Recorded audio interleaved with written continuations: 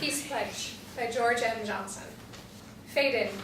Exterior Windsor Castle Home Park. Day, September 1914. King George V, 49, bearded and dressed in shooting gear, stands in a field. He aims his hammer gun at a target several hundred feet away and fires. Beside him, Dick Sheppard, 34, covers his ears and winces. Nearly as short as the king, at 5'6", and slight, Dick radiates energy through his large-featured, expressive face and quick movements, puckish and charismatic. Bullseye! Dick looks impressed, but the king turns to him and scowls. What's this I hear about you intending to go to the front? Not to affront you, that is. Just behind the front, with Lady Dudley's base hospital. The king waves his gun around wildly. I don't care if it's with the ladies' auxiliary. I simply cannot allow you to go. With respect, sir, I am needed. I need you more right here. The king swings his gun up to shoot and nearly strikes Dick, who ducks. The king fires and misses the target. Bother. The king looks disdainfully at the gun and thrusts it at Dick, who takes it and sets it on a nearby stand. He picks up another gun and hands it to the king. Surely you would agree that I have a patriotic duty. All very well to be patriotic, but in your condition, no, I am dead set against it. I do have a duty to a power even higher than yours. Damn and blast, man, I'm his representative, and I say no. I will be sure to write, and say prayers for you. The king snorts and again waves his gun wildly, pointing it at Dick, who squirms and moves awkwardly out of the way. Prayers? I'll be the one saying prayers for you. Well, I would be very grateful for that. You should be grateful for the extraordinary preferment which has come to you. I am, but... But nothing. I will hear no more of it. Dick covers his ears as the king fires again, and misses, while Dick, looking grim, retreats, limping. As his jacket flaps open, we see that he wears a dog collar. The king is so annoyed that, seeing a flock of geese, he randomly shoots one and wings it. It screeches. He squints around, but Dick has gone. Bloody young fool. Scowling, he looks towards Windsor Castle and sees his loader approaching, his beard and clothes identical to the king. Where the blazes have you been? Call of nature, your majesty. Red-faced, the king thrusts the gun at his loader. Load! Exterior, World War I, trench under shell fire. Day. Shells burst and shrapnel and mud flies through the air. A unit of 7 men, Dick Sheppard in the middle, huddles. Dressed in officer's uniform with the chaplain's cap badge. Dick has his eyes closed, his arms around the nearest soldiers. Amen. He opens his eyes and squeezes the soldier's arms. One soldier thrusts out a pistol for Dick to take.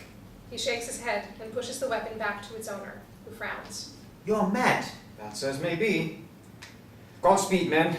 It won't be... A whistle blows, and the men scramble up the muddy trench, rifles in hand, Dick with them. He charges forward, wheezing and sweating, gripping a cross. Bullets whiz past, and one soldier gets hit. Dick runs towards the man, but suddenly falls face down in the mud, his body shaking. Super. London, 1934. Interior, dingy London pub, day, 1934. Among the punters at a noisy, crowded pub sit John Ellis, 34, lean and laconic. His wry humor masks pain and disillusionment, but a rebel still glints in his eyes. Burt Drummond, 36, a cocky bulldog with bulging muscles and short-cropped hair. They shout in working-class accents. Burt snarls and slams his mug on the table, beer slopping over the sides. He then stands, raises a glass, and toasts. The king! John, amused, and the other toughs, laughing, stand and crash their beer mugs together. Exterior, Bayswater Road, later. Burt swaggers, followed by John and the others carousing and jostling passers-by, who look disgusted. Burt points and turns around, motioning for the others to follow. We see a gathering at Speaker's Corner in Hyde Park. John lags behind, grasping his shoulder in pain. Shift your ass, Ellis! John throws up his head in defiance, but picks up his pace. Exterior, Speaker's Corner, Hyde Park, London, day, 1934. A late afternoon sun burnishes autumn leaves. On a crate stands Dick Sheppard, now 54. He wears a Homburg and a smart double-breasted suit. He's small, but commands a large presence, dominated by his mobile jester's face. His doleful eyes are tinged with sadness, yet twinkle when he grins. A small but enthusiastic crowd laughs and claps. In Mesopotamia, a certain soldier, up to his neck in dirt and danger, received a nasty letter from home. Upset, he wrote back that he never wanted to receive another. He ended, "For God's sake, let me enjoy this here war in peace." Dick throws his head back and breaks into infectious laughter, as does the crowd, several women placing their hands to their mouths and glancing to one another. If you know of a better prayer for what we need, inner peace, let me know. For peace begins within, once we accept the peace that passes understanding given by our Lord. As Dick speaks these words, Burt's unruly gang approaches. Several people show fear, and some murmur, but Dick ignores them and carries on. Once you accept God and the brotherhood of man, then it follows that war is murder and all war is civil war. Bloody Conchy. A man in the crowd turns and shouts. Why, it's Dick Sheppard. His lot got us into the war and then sent back. Bloody right. Well, we fought. Well, that's not entirely... You're right, we are responsible, but could have averted it with non-violent resistance. For bollocks. Just like the next one. Let Hitler walk right in and slaughter our children. That's enough. Burt stabs his hand in the air at Dick. Enough of him and his delusions. Nazi synthesizer. With this provocation, a fight breaks out between the toughs and several men in the crowd. Some women scream. A look of horror arcs across Dick's face. Stop! Please, listen, there is another way! Several bobbies approach, and the fighting ceases, though angry glares are exchanged. The bobbies stand guard.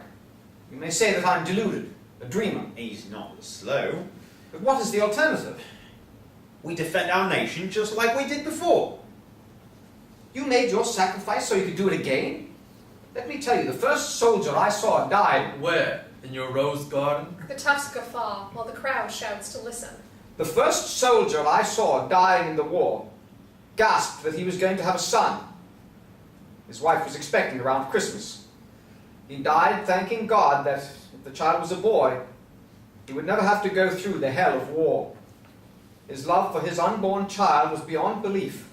There is a brief silence. We see people transfixed on Dick. Just like your story. Yeah. What was his name then? I never did find out his name, or whether that child was a boy. But if he was, he would be of military age today. And he could do his duty, make his dad proud. Not like you lot. Or we could act constructively to prevent war. We could disarm. Cheers and shouts of "Hear, hear!" from the crowd. Coward! Burt runs towards Dick, knocking over several men who try to block him from reaching Dick, whom he shoves off the crate. Burt's mates follow Burt towards Dick. People gasp in shock. Fighting breaks out. The bobbies swoop in as the women and some men back away to avoid harm. Dick, distressed and shaking, pulls at his collar and gasps for air. His daughter, Peggy, 18, intense, spindly and frightened, runs up to him and helps him up. Interior, jail, night. In a battered, badly lit cell, John stands at the bars, shaking them, sweat beading his brow. Burt Drummond paces in the adjacent cell. Why are we in here? If them conchies that should be locked up, they're the traitors! We fought for king and country. The other toughs shout out from the neighboring cells as well. A beefy, scowling warden appears. You broke the law, that's why. You shut up now, or you'll find yourselves in solitary. Another officer arrives and whispers in the warden's ear. Bloody hell. Is this it? The officer nods. The warden reluctantly pulls out his keys and starts unlocking John's cell. So you can't keep us in here for doing our duty? You hold your tongue, or I'll have you for assault. John sneers at the warden as he brushes roughly past him. You're just lucky your country friends dropped the charges. But your luck could run out in a minute. Why the hell would they do that? God only knows. Seen the light. But we're heroes. The officer pulls out his billy stick and menaces Burt and John, who quickly leave. Interior, Ellis one-room flat, night. John's wife, Esme, 32, sits at a table sewing, her eyes squinting in the poor light of a single ceiling bulb. She is fine-featured and attractive, but her face is worn with worry, her wavy hair pulled back rather severely in a bun. Beside her sits Becky, 9, thin and pale, who concentrates intensely on her stitching. Several crocheted, framed Bible passages adorn the walls. Esme glances at Becky's work, a skirt hem. That one's gone crooked, Becky. You'd better take it back out. Ah, Don't go for it now, dear. We'll catch up to you later. You have to redo it. all right. That's a girl. Esme pats the girl's back and glances at the small wall clock. My, it's time for you to go. Do I have to? Your mum will be here soon. And Mr. Ellis? Esme fingers the material in front of her and looks sad. Probably. Becky takes the stitch out, stands up and moves towards the door, followed by Esme, who gives her a hug and a peck. Interior Ellis one-room flat, later. Esme rapidly sews a white blouse, anxiously glances up at the clock, and pricks her finger with the needle. A drop of blood stains the garment. Esme tries frantically to get it out and gets up to soak the blouse under the tap. She fails to remove the stain and sits down again, anguished, putting her hands on her head. Tears drip onto the table. Interior Ellis flat, later. The door bursts open and John stumbles in. Still sewing, Esme pushes her chair back and stands, riled. Where have you been? You're drunk. On some business. You've been out again with that Burt Drummond. So what if I have? He's seen me through thick and thin, which is more... He's trouble. I owe him. You don't owe him anything. You're living in the past. He got me. A job. John lurches over to the kitchen counter and starts rummaging for food. He grabs a bread knife and hacks away at a loaf. There are no jobs. We can't live on what I'm making. We're going to lose everything. John turns to Esme, cutting the air with the knife. We haven't got anything. Esme looks devastated, about to burst into tears. I know. What am I supposed to do?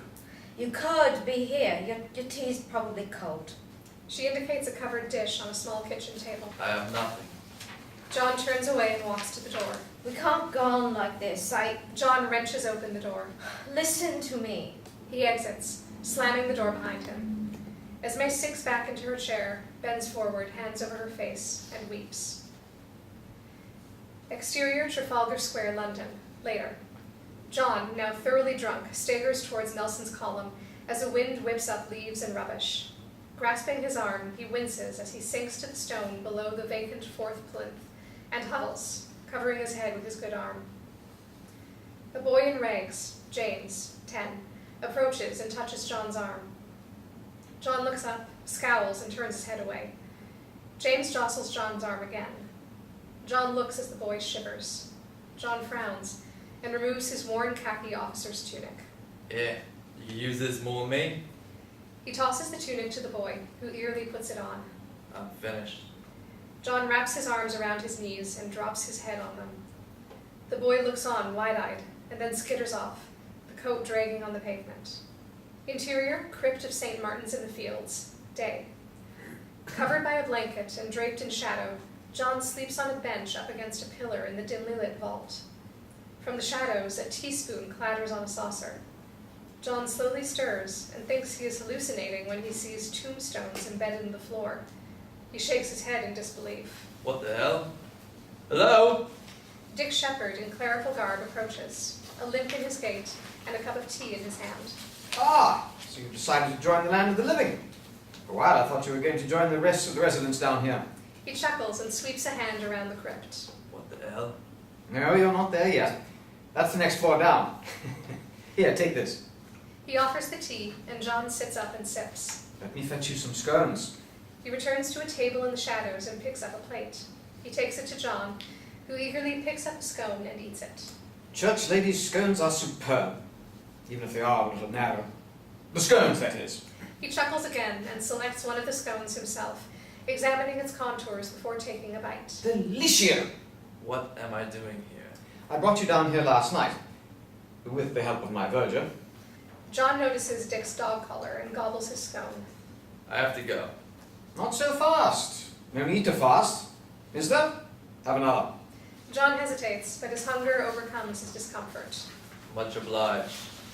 He picks up and eats another scone, brushing off crumbs on his face with his hand. Not at all. Now, may I ask your name? John, Ah, John. A stalwart name. I better go. Feeling overwhelmed, John glances around for an exit. I suppose you've got a job? Dick glances at John, who looks away. No matter. I shouldn't cry. It just... Well, I do have a position available. That is, we do need some cleaning. Who are you, sir? Dick Sheppard. Forgive me, I should have... Wait.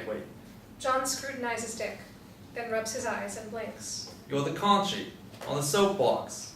Were you... Dick's eyes widen as he realizes John was a heckler. John slams his teacup down on the bench and stands unsteadily. I don't need charity from the likes of you. Bet you don't know what I like. I know enough. Good day. Dick puts out his hand to shake John's, but John lurches past to an entryway and disappears up the stone steps. Wait! The offer stands! Dick drops his hand to his side. If you have change of heart. Shoulders slumping, Dick looks sad and bows his head, closing his eyes.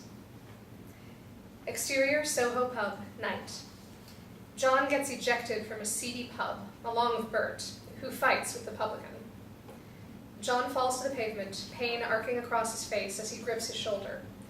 2 days have passed, indicated by the growth of John's beard. John gets up and staggers away. Oi, oi, they're not as young. Yeah, she's a two-faced whore.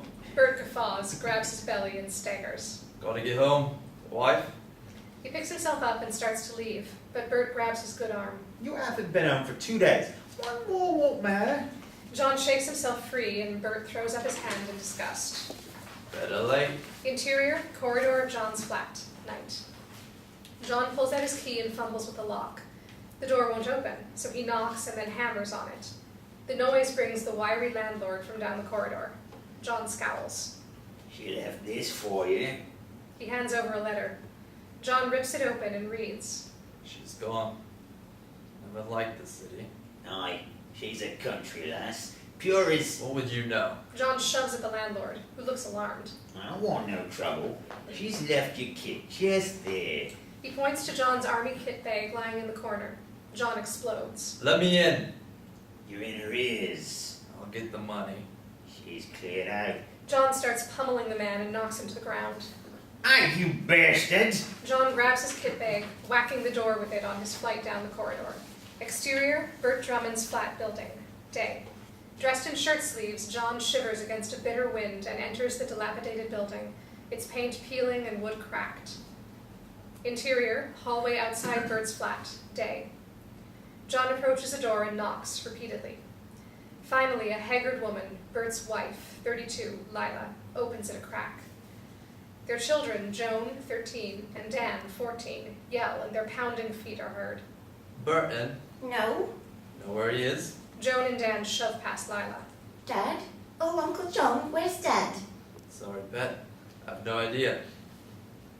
They look chagrined and retreat back inside. We never know where he is. She slams the door and it hits John's shoulder, making him wince. He pulls out a flask and takes a swig. Exterior, Whitehall Street, London, day. Looking seedy and exhausted from living rough, John stumbles along the street past the cenotaph, which he scowls at. He puts out his hands to beg to those who pass him, turning away. He sees Esme walking along a side street and calls out. Esme! Wait for me! Wait! Esme! He runs towards the woman, who is alarmed at hearing him.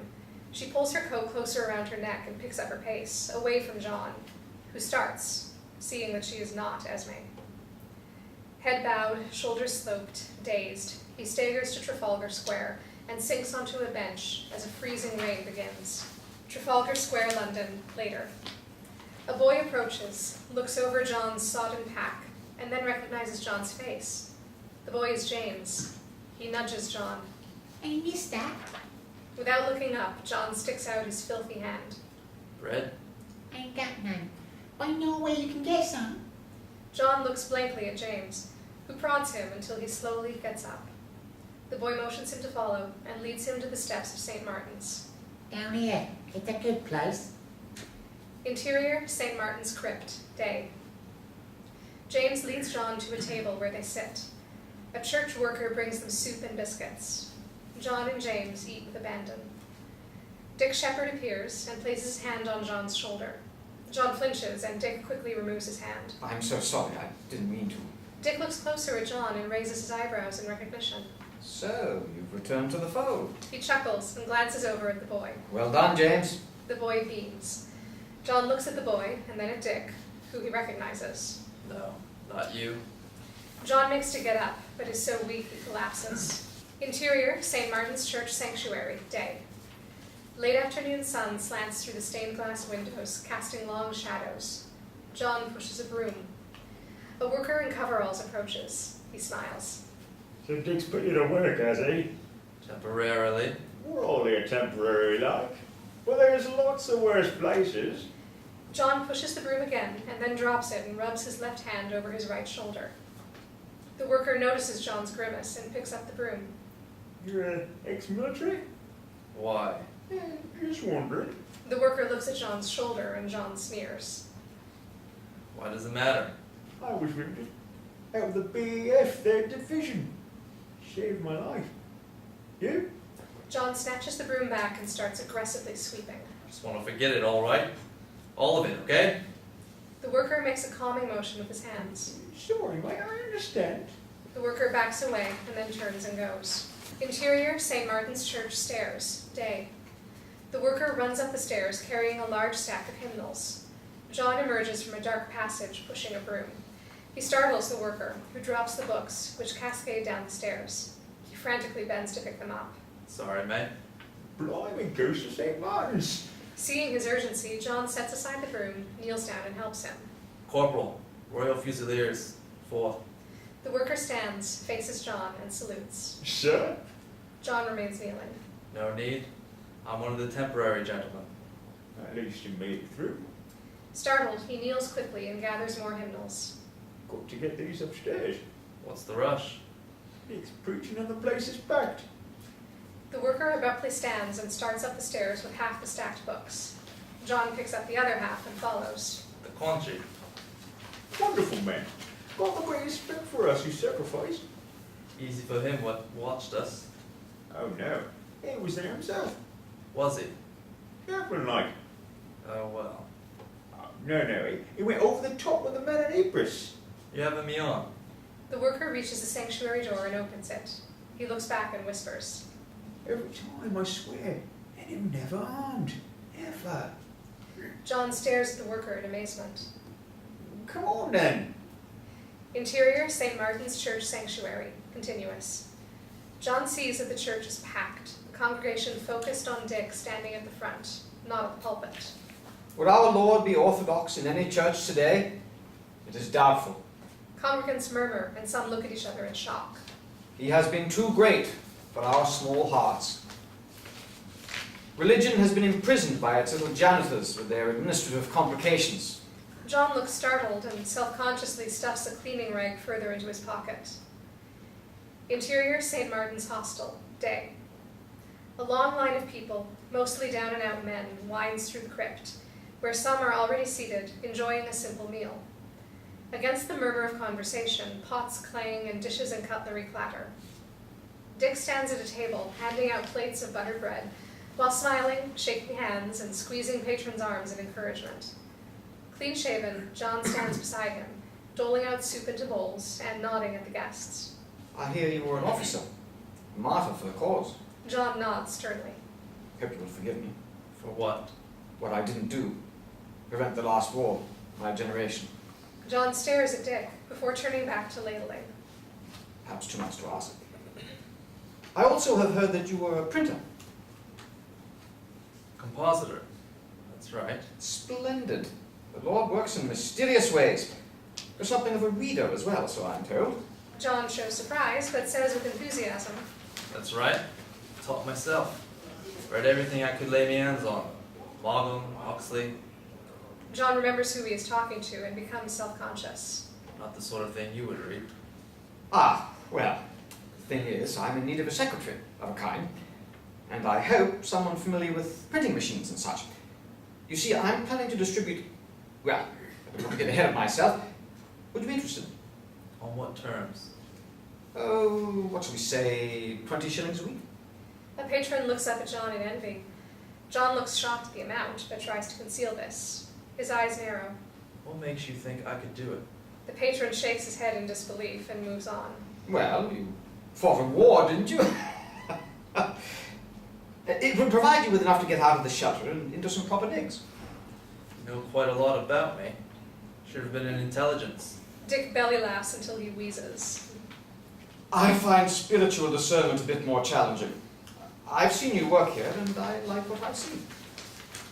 Not much else to do at the moment. Your wife, Esme? John's face darkens, and he spills some soup over the side of a bowl onto a painted lady's hand. Oi! John looks up, startled at his error, and then at her look. Sorry, Delilah, he's just learning. John nods to the prostitute and then looks askance at Dick. How did you know about Esme? You called out to her the first night. John averts his eyes and shakes his head. We've parted company. Dick looks down at the plate of bread he holds, closes his eyes in prayer, and then passes the bread to a guest. I'm sorry. Marriage is a challenge at the best of times. I don't need a sermon. No, quite. I didn't mean it that way. I was thinking of my own experience. My wife... At least you still have one. Mine's finished with me. Moved back to her people. Ah, where would that be? Burton, near Chester. You don't say. My wife's a Cheshire girl. John scowls. Dick flushes, pauses, and purses his lips. So, what do you say? What choice do I have? You are free to do as you wish. No jobs for printers in this lump, especially for temporary gentlemen like me. As long as I don't have to become a concrete. Fair enough. But I won't swear that it's not contagious. He laughs outrageously, and John can't help grinning. Now, down to business. Yeah? Dick sweeps his free hand outward to encompass his flock, lined up and eating. This is my business, and my office. John shakes his head in wonder. I've just sent a letter to the papers, and asked people to reply. I'm not sure that it will do much good, or that anyone will bother, and at any rate, I'm skipping the country for a few days. Dick laughs and does a little music hall exit shuffle, throwing his arms out to one side. Patrons stare. John looks skeptical. So, I've given the address of my friends Frank and Grace, and I'd like you to go down to them at Walton-on-Thames, on the off chance there will be some correspondence to sort through. What do you say? It will give you a chance to escape this maze of a city. When do I leave? Dick claps his hands. That's the spirit. You like fishing? Used to. Good. The fishing's excellent there. I'll lend you my rod. You can ask Frank about the best spots. You get on with him like a house on fire. Or should I say a battery? He chortles as John smiles, though he looks puzzled. Interior, third-class train carriage. Day. John sits alone in a compartment, staring out the window. A conductor comes through. Certain, change for Hampton Court. John frowns. Exterior, Hampton Court grounds. Day. Spring 1919. Flashback sequence. Hand in hand, John Ellis, then 19, gaunt and haggard, and Esme Ellis, 17, slender and sprightly, stroll along, swinging a picnic basket between them. She glances at a new but modest ring on her finger. John grins wryly, but suddenly winces and grasps his shoulder. Esme sights the Hampton Court maze and abruptly runs ahead, leaving John off balance with the picnic basket. She looks back enticingly. He chases her and she enters the maze, turning to see whether he is following. He stops and shakes his head, but she motions for him and blows him a kiss. He pursues her into the maze, takes a dead end, retraces his steps, and starts to wobble. Exterior, World War I trench. Day, flashback sequence. A shell has just exploded, shattering the dugout and causing chaos. Mud and shrapnel spray everywhere. Limbs fly in the air and men run screaming, their uniforms ragged and bloody. John lurches through a maze of trenches, trying to escape to safety before the next explosion. Exterior, Hampton Court maze. Day, flashback sequence. John frantically claws at the shrub maze and screams. John! John! Esme rapidly retraces her steps, searching all avenues until she finds John. She grabs his arm. He turns and sees through her, terror in his eyes. She shakes him and pleads. John! John, get hold of yourself! He looks around, dazed, and sinks down. Esme kneels, wrapping her arms around him, head pressed onto his, anxiety seared on her face. Back to present day. Eyes moist and panting, John leans forward, cupping his head in his hands. Exterior, Walton-on-Thames rail station. Day. John disembarks, looking anguished. He walks along the platform to a rubbish bin, pulls from his pocket his battered military-issue flask, stares at it, goes to discard it, draws it back, and then throws it into the bin. Interior, Frank and Grace Crozier's sitting room. Day. Frank Crozier, 55, a corpulent and commanding man, anxiously paces the spartanly furnished room, while his wife, Grace, 53, thin and angular, draws back the curtain and scans the road. John sits on the edge of a worn sofa, fidgeting. Can't believe that no one, not one person, cares enough to reply. Especially as it's Dick. Now, dear. I'm sure they will. You know how people procrastinate. It's been 3 days. He didn't get enough coverage, damn it. The Times wouldn't even print a letter about Dick Sheppard. That's the last time I read that rat. Dick will be crushed. With so many unemployed, I suppose people have more important things on their minds. More important, we're headed for another war. As sure as death and the need for peace should be uppermost in everyone's mind. Employed or not. John looks skeptical. Frank's face reddens. I've been unemployed. Who hasn't in this godforsaken town? It may not be ideal, but it's a damn sight better than being dead. Have you read the letter? John squirms. No, I haven't. Really? What was Dick thinking? Shaking his head, Frank seizes a paper from the side table. He's asked people to send a message stating, I renounce war and never again, directly or indirectly, will I sanction or support another. Under any circumstances, Frank nods vigorously. John frowns. then I'm not surprised. John walks to the door, Frank following. Our war is a crime against humanity. If you stop making excuses... Frank, don't get yourself all worked up. Where are you going? John has his hand on the doorknob when knocking interrupts. He opens it to a thin lad in a postal uniform, Jack. Grace scuttles to the door. Jack, have you got anything for us? Have I? I should say so. Jack throws up his arms to indicate the size of the delivery. Stacks of them. Postcards mostly. Frank looms behind Grace, and beside him John peers out. Oh, Brigadier General, sir. I was just saying. I heard. What are you waiting for? Sir! Jack turns and dashes out of sight. Brigadier General? John looks askance at Frank, and instinctively pulls himself up. Grace nods and joyously hugs Frank, who beams. Exterior Crozier's garden, day. With the help of another postie, Jack unloads sacks of mail from a postal van as Frank, Grace, and John show surprise. Well, I'll be. John opens a bag and takes out a handful of postcards. Interior, Corridor Sheppard's house, day. John approaches Dick's study, from which Alison Sheppard, 44, emerges along with Dick. She is tall, willowy, blonde, and graceful. Since they are arguing, they do not see John. You won't accept it. Think of your health. I know, dear. Where is the spark of the man I married? I'll tell you. You've expended it on everyone else. What about the girls? And me? God knows, dear. I'll spend more time with you and the girls. We will not spend all of our time in that drafty old place. I will have to find somewhere else. Yes, I quite agree. Perhaps a cottage, but I leave it entirely up to your expertise. Alison gesticulates, her hands rigid and shaking. But it's the position, Dick. It will ruin you.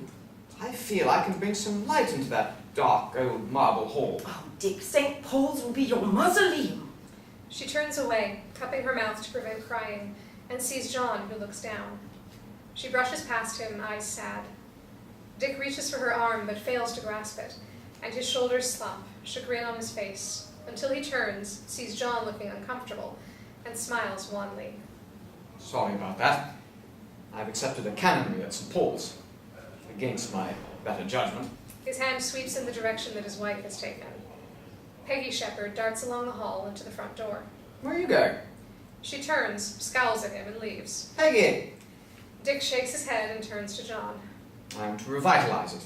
God only knows how, but first we have to get through these. Dick indicates the mountains of postcards that can be seen through the study door.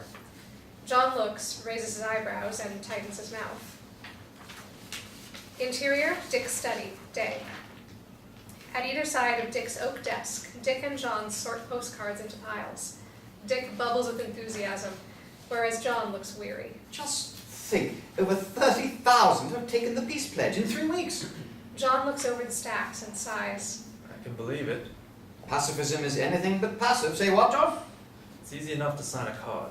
Perhaps. Everyone's against war until the wrong circumstances arise. That's why we're advocating a constructive approach. Isn't that rather sentimental? Sentimental? No! The ones steeped in the romance of war are the sentimentalists. Look at Frank Crozier. He was so caught up in the emotion of war that he became a mercenary when he couldn't get into the British Army. But he was a brigadier general. That was later, after he had killed any number of his fellows. He even ordered sentries shot when they fell asleep on duty. Dick shakes his head. John is taken aback. I'd heard rumors, but Well, yes, he became part of the barbarism, realized it, and resigned. Now he atones. what gives you the right to judge people? I don't judge him. Who are you? As a witness, I need just as much, if not more so, to settle my account with all those unknown soldiers, the boys, brothers, fathers, sons. John gazes off out of the window, lost in reflection. But pacifism won't prevent war. Maybe not. But no other policy has a chance of doing so. Our government is passive. Pacifists do not avoid conflict by practicing passive resistance. We must turn to the people. They don't have any influence. The power of people is in their numbers. That's why we're going to invite every last one of them to rally at the Albert Hall. You may want to come along. It'll test your passive resistance. Dick laughs, and John raises his eyebrows and looks askance. Exterior, Albert Hall, night, July 1935. Dwarfed by the huge domed building, John, sweating, approaches the entrance where a number of men, most in shirt sleeves, are filing in while fending off hecklers, among whom is Burt. John sees Burt and tries to avoid being seen by him, but Burt catches sight of John. Where have you been these last weeks? In the parson's nursery? Several of the other hecklers guffaw. Got a job. Cleaning up after the Lord? The others laugh and jeer. John's eyes narrow. Money in me pocket. Or bribed by the parson? John makes to go past and into the hall. You're not joining that lot of pansies, are you? Some pacifists passing by scowl and shake their heads. Get along now, Burt. You won't stop this. I'm stopping you. Burt shoves John, who winces when his shoulder is wrenched. What was in you? All that shrapnel. Done me no good. You toughed it out, like a man. Just let me pass. Burt stands erect with his arms crossed in front of him to block John's passage. As your commanding officer, I forbid you to enter this den of degenerates. Flashback, World War I trench, day. In the pouring rain, John and the other men scramble over the trench top into cascading mud as Burt, standing in the trench with his rifle pointed at them, screams. Go on, it! Get up there, you degenerates! He whacks the back of a tardy soldier with his rifle. The soldier stumbles and cries out. Back to present day. Several pacifists tense up and step to John's defense. Who are you calling degenerate? Let him alone. War's over, in case you haven't noticed. Shut your gobs! It's between me and him! Burt's hecklers move in and start shouting insults and shoving the pacifists, who form a column around John. What? That's an order, Ellis. You don't order me. Stand aside. John hesitates, but the pacifists walk forward, surrounding him, and John moves with them. Burt loses his temper and takes a swing at John. You bastard! Burt's blow strikes a pacifist, who does not return it. Other hecklers throw some punches as well, but the pacifists do not react. John looks at them astonished. They reach the door, and the hecklers shove and kick at them. Bloody ponces, fight like men! Cowards. Ah, let go, Ellis. John glances back at Burt, hurt and disdain on his face. Burt sneers at him, and then John turns and walks inside. Interior, backstage of Albert Hall, night. Dick paces, breathing with difficulty, sweating profusely. He mops his brow with a hanky. Frank Crozier enters.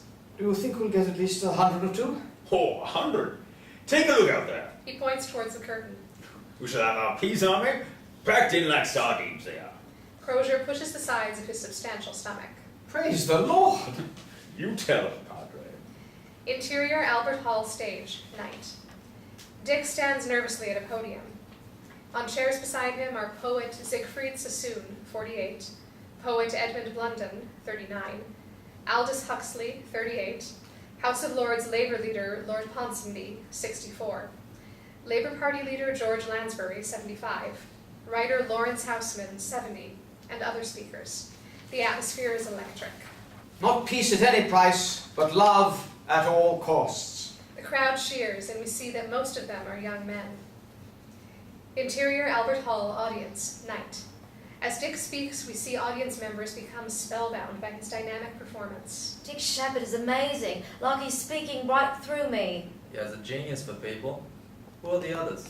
Siegfried Sassoon, Edmund Blunden, and the tall bloke with the goggles is Aldous Huxley. Aldous Huxley. Interior Albert Hall stage, later. Siegfried Sassoon, broad nose, cleft chin, swept back hair, wearing a monocle, stands at the podium. He recites in a diffident voice filled with pathos. He spat at us with bullets, and he's coughed shrapnel. John squirms and instinctively feels his shoulder. We chorused when he sang aloft. We whistled while he shaved us with his scythe. Oh, death was never an enemy of ours. We laughed at him. We leagued with him, old chum. No soldiers paid to kick against his powers. We laughed, knowing that better men would come, and greater wars. When each proud fighter brags, he wars on death. For lives, not men. For flags. Sassoon removes his monocle and struggles not to break down. He brings a hanky to his face and then lowers it. Muffled sobs can be heard in the audience. My dear friend, Wilfred Owen, was killed 1 week before the armistice. Let us heed Wilfred's words in the next war, and be better men by fighting, not for a flag or greater wars, but for an end to war, all war. Sassoon sits down in silence, and then thunderous applause breaks out.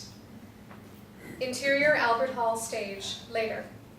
Aldous Huxley, tall, thin, angular, wearing thick round glasses, stands at the podium, holding his notes close to his face. His reasoned speech presents a contrast to Sassoon. The psychological cause of war have roots in the unconscious. We have largely constructed the ethical world in which we live. Thus, constructive peace must be first of all a personal ethic, or way of life. Only then can it be embodied in social and international organizations. Interior Albert Hall stage, later. John stands below the stage. Dick catches sight of him and motions for him to come up. John hesitates, and then does. Let me introduce you to the man who hates God. Dick laughs uproariously. Huxley shakes his head and smiles. Or so the papers would have us believe. Lawrence Houseman, a sage with pointed grey beard and center-parted hair, comes by and takes Dick by the arm. Coming, Lawrence, excuse me. Don't let him convert you now. John makes the word into flesh for me, or at least type. Dick laughs. John is tongue-tied and Huxley grins. You can't help loving him. He practices what he preaches. He made me realize that we cannot achieve peace without personal transformation and spiritual force. But I expect you know that, if you have worked with him. Are you a writer? No, sir. Only help him with printing as a compositor for the Peace Pledge. Ah, well done. That must be meditative, putting each letter into place. Yes, I suppose it is. Almost hypnotic. I've been attempting to do meditation to overcome writer's block and find a kind of, well, spiritual unity. Damned difficult, but it has enormous potential. Interior Albert Hall foyer, later. Standing by himself, John catches sight of a plucky blonde woman, Helena de Vere, 24, vibrating with energy as she speaks to a group of people. Women and children will be the main victims of the next war, if there should be one, can't you see? Several nod. She mesmerizes John. He flushes. I really must go. She slips away, and John follows her to the entrance. Exterior Albert Hall, continuous. Helena steps into a cab and is gone. John looks after her, his face softened and wonder in his eyes. Interior corridor, Dick's new residence, Amen Court, night. John approaches Dick's study door. He sees smoke billowing out and hears shouts and coughing. Help! Fire! Fire! John runs to the door and wrenches on it. Interior, Dick's new study at Amen Court, continuous. John bursts through the door. Flames leap from a pile of papers beside Dick's desk. Dick ineffectually bats at the flames with a vestment, one hand holding a handkerchief over his nose and mouth as he coughs and wheezes. Flashback. World War I trench, day. John and his friend Harry, 18, are thrown to the ground as a shell explodes behind the front line, and a huge ball of flame envelops several screaming comrades. Harry scrambles to his feet and pitches forward to try to pull them out, John following, but the flames are too intense. John has to pull Harry out and roll him on the ground to put out the flames. John heaves with panic and exhaustion. Back to present day. John snaps into action. He takes the vestment from Dick and throws it and himself over the flames while hacking. Get out! Dick staggers towards the door but collapses. John gets up, stamps on the remaining flames, and rushes over to Dick. He picks him up and, heaving, carries him to the door. John and Dick cough and Dick gasps for air. John grasps his shoulder. Interior, London hospital room, day. Dick lies in bed. A breathing device sits on a table. John sits on a nearby chair, leaning forward, hands clasped. All my life I've dreaded fire. Must have something to do with the fire and brimstone my grandfather spewed at me. He laughs until he starts to wheeze. John moves to Dick's side and offers him a glass of water, which Dick sips from. Gave me an inferiority complex. You know, that's likely why I wanted to enlist for the Boer War. Dole out a little of what I'd been handed. You enlisted in the Boer War? I did, until a cab shaft spiked my leg on the way to the station. That's a blessing in disguise. I've been fighting ever since. How's that for irony? For change, in a church set in stone and against this great disease of civilization, war. I'm not always winning. Managed to survive the fire. Dick shakes his head slowly and looks wretched. So much has been lost. Most of my letters, my manuscripts. I don't know if I can carry on. Even breathing is a struggle. You must. You've launched this ship. Dick looks at John and smiles wanly. Look, I've decided. John fumbles in his pocket and withdraws a bent postcard. Pledge. Don't do it out of pity for me. John's brow creases and he looks directly at Dick. Not out of pity. Out of... I admire you. And what you stand for. Are you certain? That fire brought it all back. The horror of men burning alive and I could do nothing. Now the fighting has started again. Italy has invaded Abyssinia. Spain is about to ignite. Hitler keeps increasing his military force. This time I mean to do whatever I can to stop it. John takes a pen from Dick's side table and signs, while Dick clasps his hands and joy spreads over his face. The Lord truly works in mysterious ways. I feel revived. John, you saved my life. Saved my life. Dick reaches out his hands, and John, his chin trembling, leans forward and places the postcard on Dick's chest before placing his hands in Dick's. Dick squeezes John's hands and, eyes alight, looks intensely at John. I shall do you a good turn one day. You've already done more than enough. No, I mean a really big God turn. Since he evidently hasn't finished with me yet. Dick picks up the postcard, sits up and attempts to get out of bed, but wheezes with the effort. John settles him back. And we can't let the Germans go to war with us. I won't be able to get any parts for this miracle contraption. He laughs hysterically, pointing at his asthmatic breathing apparatus. He then gasps for air. John looks alarmed and hands Dick the mouthpiece, from which Dick inhales. Interior hospital corridor, later. John leaves Dick's room and nearly bumps into the blonde woman from the rally, Helena, now in a nurse's uniform. Beg your pardon. No need. It happens all the time. We're all rushing about so. Didn't I see you at the peace rally? Yes, wasn't it magic? Dick was marvelous. You were there, and now you're here. Visiting Dick. Helena places her hands on her hips and frowns. Dick has been given strict orders for no visitors. Well, he sent for me. Oh, I see. You're not the one who saved him. Helena relaxes her arms and her expression softens. Yes. Bless you. You can't afford to lose him. His health is not good at the best of times. How do you know him? Are you a member of Dick's peace pledge? Women haven't been asked to pledge. Absurd. I intend to change that. I asked to be assigned to Dick here. John flinches in pain and clasps his shoulder. Are you all right? It's nothing. An old wound. I see. I say, would you like to have a coffee? I'm rather busy.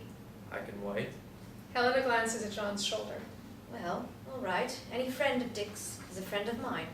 She looks directly at John and smiles whimsically. Exterior, St. Paul's Cathedral, day. Dressed in crimson cassock, Dick bursts into the courtyard, pursued by rough ex-soldiers. Though in a suit, John runs after them, looking anxiously at Dick, who trips on his vestment. Let him be. Tally-ho! Whoop! Don't let him out of your sights. Bloody red lobster. Dick bends over, gasping for air, and starts to laugh. He hops sideways like a crab, and the soldiers catch up to him and laugh hysterically. John shows relief and laughs too. That's enough, lads. I can't be all sweaty for His Majesty now, can I? Interior, St. Paul's Cathedral vestibule, day. A long line of people stand at attention as King George V emerges from the church. Dick stands at the head of the line, followed by John and Lawrence Houseman. The king grasps Dick's hand warmly. That was most extemporaneous homily, Dick. Divine intervention. The king smiles, strokes his beard, and frowns. I don't know what we would have done if you perished in the war. Disobeying the orders. John's eyes widen. Lawrence stifles a laugh. Well, we've all come through, haven't we, Your Majesty? Congratulations on your jubilee. The king smiles broadly, nods, and moves on. John genuflects as the king takes his hand. As the king passes down the line, Dick whispers to John and Lawrence. That spontaneity was no accident. I left my notes in the pew in front of His Highness. I was so rattled. Dick sniggers like a schoolboy, and his cheeks puff as he suppresses a guffaw. Lawrence puts his hand to his mouth and laughs quietly. John shakes his head in disbelief. I can't believe you're still in his favor. One of his chaplains, no less, after you've been rampaging unpatriotically against war. He's known me since I was a boy in breeches at Windsor. And I'm not merely his chaplain. I'm his Charlie chaplain. Dick imitates a Charlie Chaplin walk, placing his finger horizontally below his nose to ape Chaplin's mustache. All three bend over laughing, but come to their senses when some others down the line clear their throats and stare at them. Interior, St. Paul's Cathedral vestibule, later. Dick stands with John and his father David, late 50s, craggy face, military bearing, and mother Martha, 50s, pleasant face, deeply lined brow, dressed in spring dress and hat with flowers. She wrings her hand with nervousness. We've been in the presence of His Majesty. Who would believe it? Thank you so much, Canon Sheppard. It's the very least I could do for John's palace. Dick chuckles, and the others smile a little anxiously. God served his king well.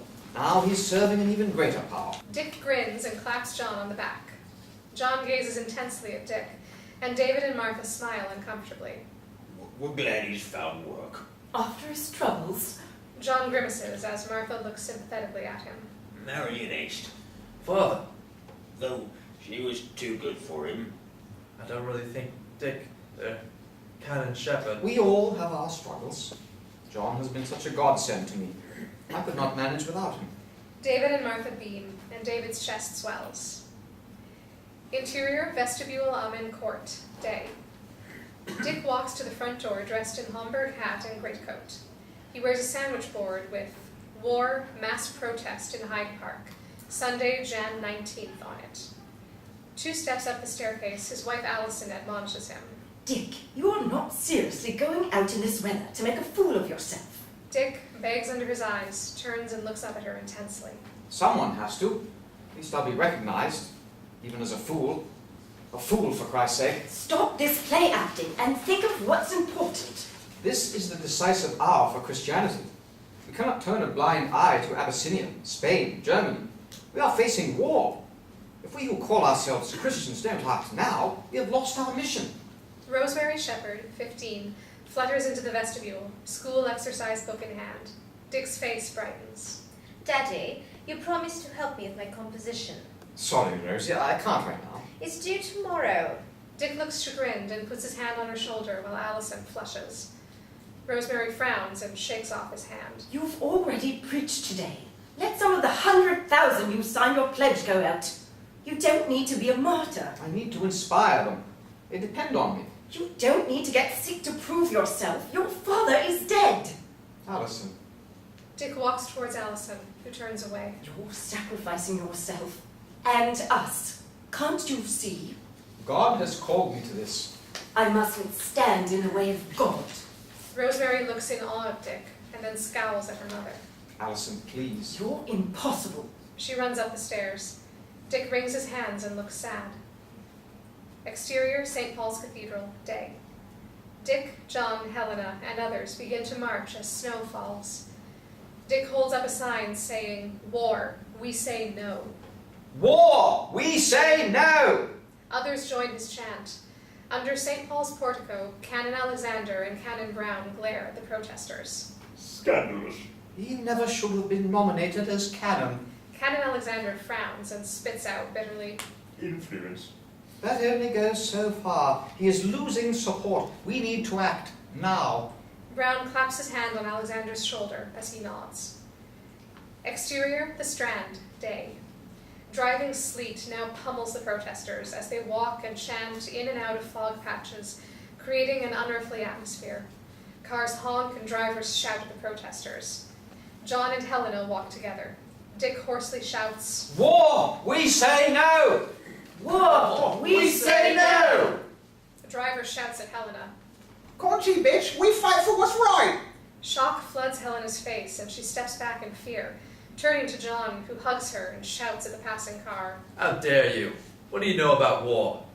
The filth, stench, boredom, fear. The shock when you have to put a bullet in the fellow charging you, or he'll run you through with his bayonet. Helena recovers herself, nods and steps away from John. I've worked at the vet's hospital for 4 years. Men wake screaming and writhing, others with the jitters so bad they can't feed themselves. Some have lost limbs. They show you photos when they were great strapping young men and you just weep inside. You do a damn good job of keeping them out of sight. John pauses and looks Helena in the eye. You do care, though. Helena, I'm so glad I met you. She averts her eyes and wraps her arms together. We've become good friends. I admire what you've done for Dick, for the movement. What is it, Helena? Am I too old? No, Or infirm? Well, let me tell you, I've had 22 operations, and the shrapnel still keeps coming out. But it still hasn't stopped me from... John, I admire your courage. Dick's collapsed. John runs towards the voice through fog patches, Helena right behind him. John moves aside the protesters, encircling Dick. Give him some space. John kneels and undoes the top buttons of Dick's overcoat. Dick, he may have been knocked in his head. Helena kneels down across from John and checks Dick's pulse. Let me take care of this. Call an ambulance. Are you sure? Helena gives him a severe look, and John gets up and runs off. Interior, sitting room, Ewhurst Cottage, day. Freshly painted, the room lacks furniture, except a chaise lounge on which Dick reclines, looking pale. Alison, dressed in casual yet smart work clothes, paces back and forth in front of him. Who knew best, Dick? Me or God? Alison, that is not for us to say. What did you achieve by collapsing? We reached out. People responded. We were a presence for peace. Soon you will be an absence if you don't look after yourself. Or us. We are doing God's work. A dog barks, and Dick and Alison look out the window to see Rosemary playing with her dog in the garden. How do you know that? How do you know you are right about this peace business? She points out the window. What if someone attacked your daughter, Dick? Your daughter? Do you really think you would not defend her? Dick sits up and swings his feet to the ground. Oh, Alison, that is always the last resort for believers in force. Well, don't they have a point? Yes and no. Of course I would defend my daughter. With my fists or a stick if necessary, but I would not kill. What if the attacker were a soldier? A knock, and 2 removal men enter carrying a cabinet. Sorry, man. We were told. It's fine. Set it over by the wall. She points out the spot and then turns back to Dick. Well? If my country were at war, then the chances are I would not be there to defend her. He flings out his hands. One of the removal men drops a corner of the cabinet. Oh, careful with that. It needs to go over further. She directs them, and then turns again to Dick, her face flushed and her hands clenched. And if you were? I might be under military discipline and not be permitted to leave my station to defend her. Oh, Dick! The removal men have finished, and, awaiting instructions, watch the conflict, looking surprised and awkward. And the thing is, these tales of rape and atrocities are largely military propaganda. Dick, I studied economic history. Women have always been treated as the spoils of war. By savages, or that is what the militarists would have you believe. Do you really think we are any less savage today? If we refuse to participate in war, we are. Dick stands up and tries to take Alison by the arms, but she brushes him off. As he speaks, he wheezes with the exertion. Of course I would defend the girls, or you, against an attacker. But that is not the same thing as participating in someone else's decision to wage a wholesale slaughter against a nation or race, most often for economic reasons. Isn't it? Dick wheezes and falls back onto the chaise lounge. Alison shakes her head in disgust. I don't think so. Alison turns away and mutters. You need to do that too much. Interior Dick's sitting room, Ewhurst Cottage, day. Dick sits on the chaise lounge writing a letter. A stack of correspondence sits beside him, along with his signature blue envelope responses. There is a knock. Enter and deliver! John enters and looks disapprovingly at Dick. Are you well enough to be doing that? I always write letters when I'm feeling low. Besides, this one's only to Hitler. Hitler? Are you mad? No, but I hear he is. Dick places his pen lengthwise under his nose, and with his other hand gives a Hitler salute. He laughs, and John shakes his head. I dreamt that George Lansbury and me played tennis against Hitler and Mussolini, and guess what? The rackets turned to rockets? Dick chortles and mocks astonishment. That's not very sporting of you. No, we won. I see. Do you? I sometimes wonder whether I'm not going a little queer. John tilts and shakes his head. Dick, suddenly very serious, leans forward, passion lighting in his eyes. They've banned me from broadcasting peace on the radio. No. That's only the beginning, mark my words. I simply cannot sit back and watch civilization shut down. That's why I'm writing to Hitler, for permission to preach peace to those he seems to be mesmerizing. Surely he'll spit in your face. And then I'll be in good company. Jesus risked it all. Dick gazes out of the window, lost in thought. Don't you think it's worth taking a chance? John looks in awe of Dick. The poet Ernst Toller is translating it. Such a lovable man. I'll send a copy to the Times, just to goad them. The door bursts open, and Rosemary runs in, thrusting a telegram at Dick. Mummy said it was from the king. The king? Dick rips open the crested envelope and blanches. He stands, unsteadily, gasping for air. He's passed on. May God bless him. Tears well up in Dick's eyes. He places one hand over them. Flustered, John takes Dick's arm. On his other side, Rosemary, biting her lip, puts her arm around her father. You mustn't get yourself into a state.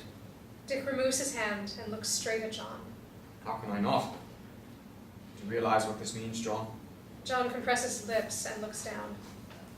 Nothing is certain anymore. His brother... Oh, I fear the worst. Dick sinks back onto the chaise lounge in shock, Rosemary helping him settle. Exterior, Regent Street, London, day. John walks rapidly, but stops abruptly when he hears a newspaper vendor shout. Hitler rearms Rhineland, rated A, get your Daily Express! John buys a paper and scrutinizes the front page, where we see the date and headline. March 8th, 1936. Hitler rearms Rhineland. He whips the paper down and hurries on. Interior, a large Peace Pledge Union meeting hall, day. PPU banners adorn the walls. A packed audience is in an uproar. A panel of men, Dick at the center, and including Frank Crozier, sits on a raised platform. John sits to one side, taking notes. Rose McCulloch, 55, leans into a lectern. She is a tall, gaunt woman with a prominent jaw and dressed in Victorian style. Surely there can be no reason not to invite women to sign the pledge. Some shouts and buzz of conversation can be heard. Frank stands and splutters. With respect, Mrs. Miss Macaulay. The novelist. Miss Macaulay, surely war is a man's job. Piffle! Just who made all those murderous weapons during the last war? And let's not forget those women who fluttered white feathers in the faces of the men who had the good sense not to sign up. Still, actual war is a man's game, and a bloody awful one it is. Exactly why you need women to help persuade men to try some other games, like soccer or rugby. She flutters her eyes, and some in the audience laugh. Rose smiles and then looks deadly serious. You need the loving influence of half the population. The better half, if I may say so. More laughter.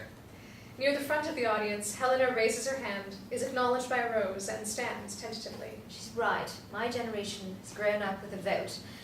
and the responsibility. It would be naive to think that women wouldn't be cannon fodder for the next war. Absolutely. Helena sits. Dick stands, hands outspread. Thank you both. The key here is love. If any daughters or mothers exert influence over their loved ones, it will make a difference. Remember, we ask not only for pledges to refuse to fight, but also to refuse to sanction war. John stands, and Dick motions him to speak. John gazes at Helena before addressing the audience.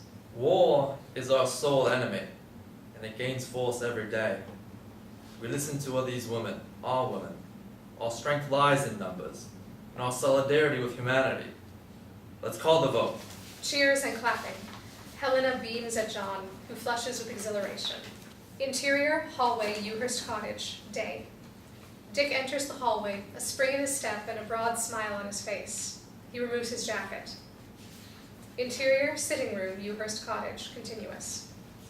Alison Sheppard shows off her modernist interior design renovations to Archie MacDonald, 40, a handsome novelist. High forehead, firm jaw, round tortoiseshell glasses. Well, it's all remarkably stunning. I aim to stun. Alison grasps Archie's hand, reaches up and gives him a peck on the cheek. Archie is startled, but his eyes sparkle. Dick peers around into the room and looks crushed. Not here, dear. No matter how modern you've made it. It's all in the cause of peace. Alison kisses Archie again, this time on the lips. Interior, hallway, Ewhurst Cottage, continuous. Dick blanches and withdraws his head. His whole physique sinks, and his face falls as he steps quietly away. Interior, sitting room, Ewhurst Cottage, continuous. And he won't notice anyway. She wraps her arms around Archie. Exterior, Peace Pledge, Union, 96 Regent Street, London, day. John attaches to the railing a poster reading, "War will cease when men refuse to fight. What will you do about it?" Several Union members stand alongside leaflets, handing them out to passers-by. People cross the street to avoid Union members. Conchies! Traitors! One grabs a leaflet and rips it, yelling, For shame! Invitations to Hitler! Traitors! Union members ignore the heckling, instead showing gratitude when someone takes a pamphlet. A police van pulls up abruptly and several officers jump out, billy sticks in hand. A sergeant confronts John. Your name, sir? Why? We're not causing any trouble. I said your name, sir. John Ellis. John Ellis. I'm hereby arresting you on the charge of sedition. You have the right to remain silent. Sedition? On what grounds? Endeavouring to disaffect His Majesty's forces. You best come along quietly. Officers, escort these men to the van. We are not trying to disaffect the military. Officers surround shocked and angry Union members. From down the street, Helena approaches, followed by a mustachioed, distinguished-looking man, her lover, Edward, 29. She breaks into a run when she sees an officer clamping his hand on John's shoulder, and John jerking back in pain. John, what's going on? John briefly lets down his guard when he sees Helena. We're being arrested. Arrested? Edward catches up. She looks at him in distress, and then again at John, who staggers back, staring at Helena and then Edward. Helena, we can't afford to get mixed up in this. Come along. John flushes just as the officer moves John towards the van. John lashes out, pushing the officer, who falls. Several officers surround John and one handcuffs him. John resists. You've got no right! Edward takes Helena firmly by the arm and turns her in the direction they have come. She looks back. Oh, John. John looks directly at her, suddenly distraught, before being hustled into the van by the bobbies. Interior, Scotland Yard jail cell, day. John sits, slumped over on a wooden bench behind bars. A prison warden approaches and opens the cell door. John looks up, sees Dick entering, and then turns his head away. So, you've come to rescue me. I need to know what happened. Sweeping in like the savior. Dick is taken aback and runs his hand over his hair. Look, they tell me that you assaulted a police officer. Whose side are you on? I need to know the truth. John leaps up and Dick steps back. So do I. Well, what happened? I shoved the bobby who was harassing me. He fell down. John, don't you realize that they will use this against us? Us? I'm the one they arrested. They will use any excuse to discredit the Peace Pledge Union. Well, I'm sorry for getting myself arrested. We are beginning training in passive resistance, and I want you to take it before... That's a joke.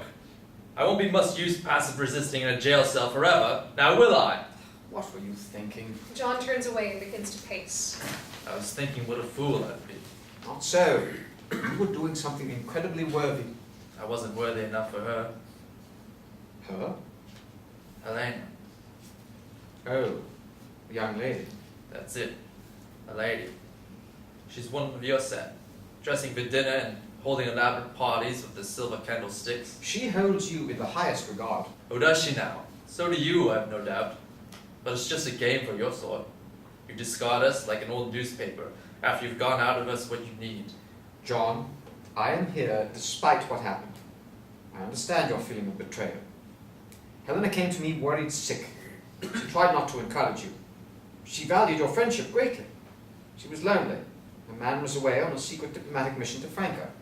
John sits down, leans forward, and puts his head in his hands. I should have known. It seems to me that we mostly see through a glass darkly, especially when it comes to the opposite sex. How would you know?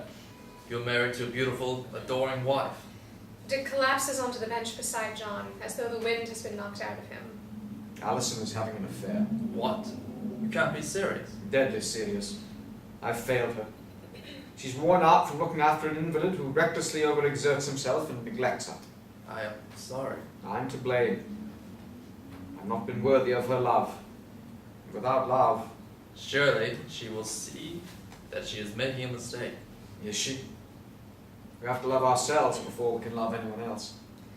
John stares ahead of him, lost in thought. Dick slowly gets up and puts on a cheerful face. We're working on getting you released.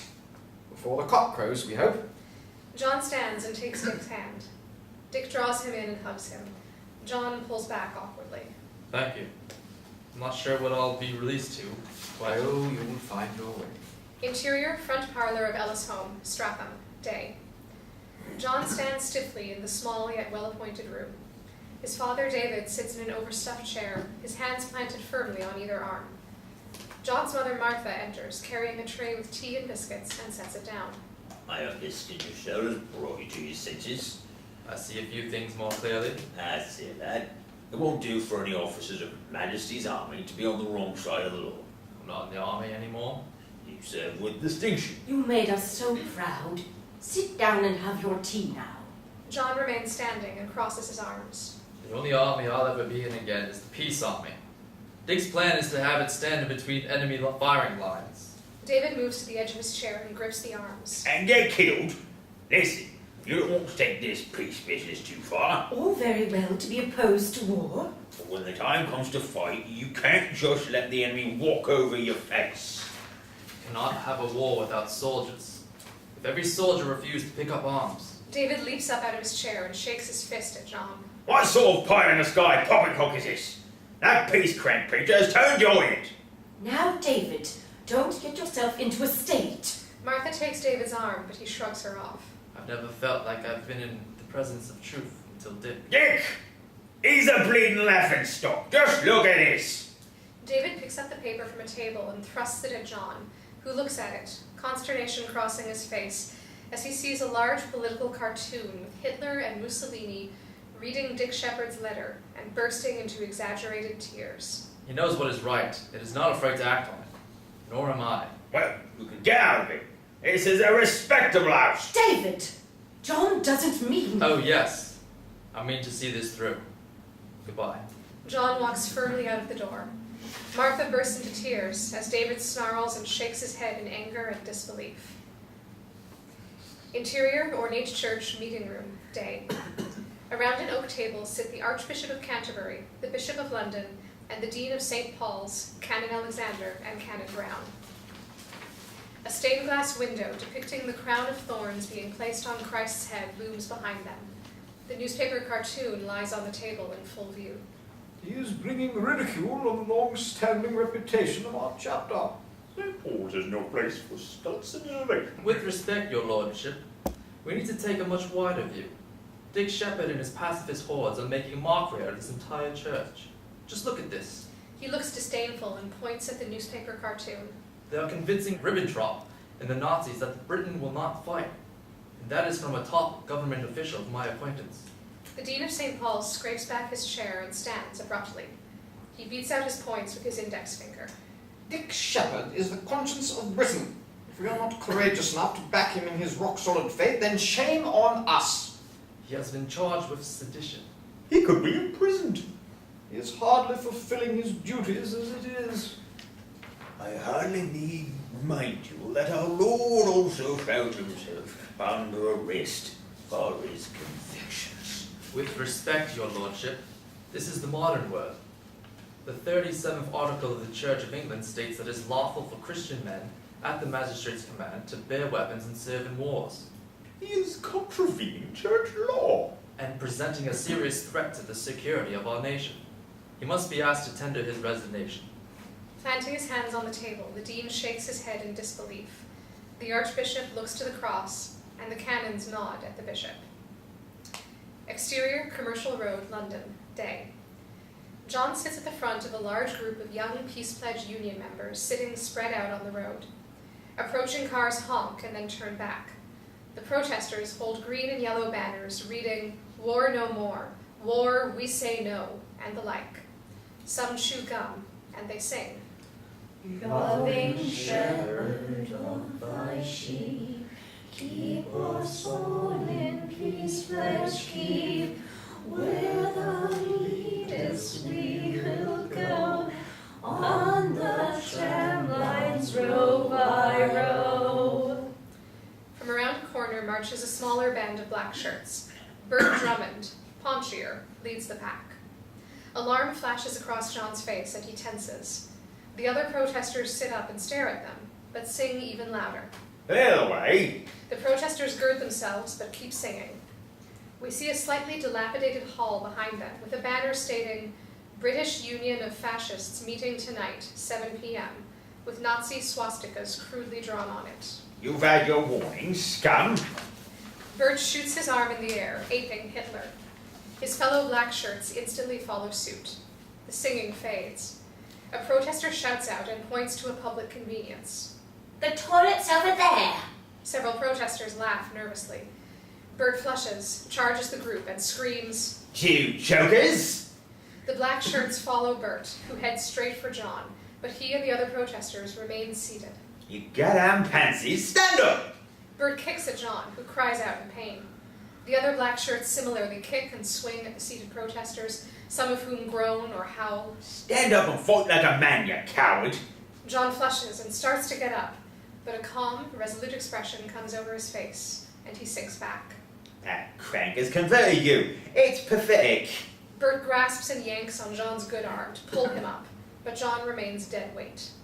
Burt drags John, but starts to pant and drops him.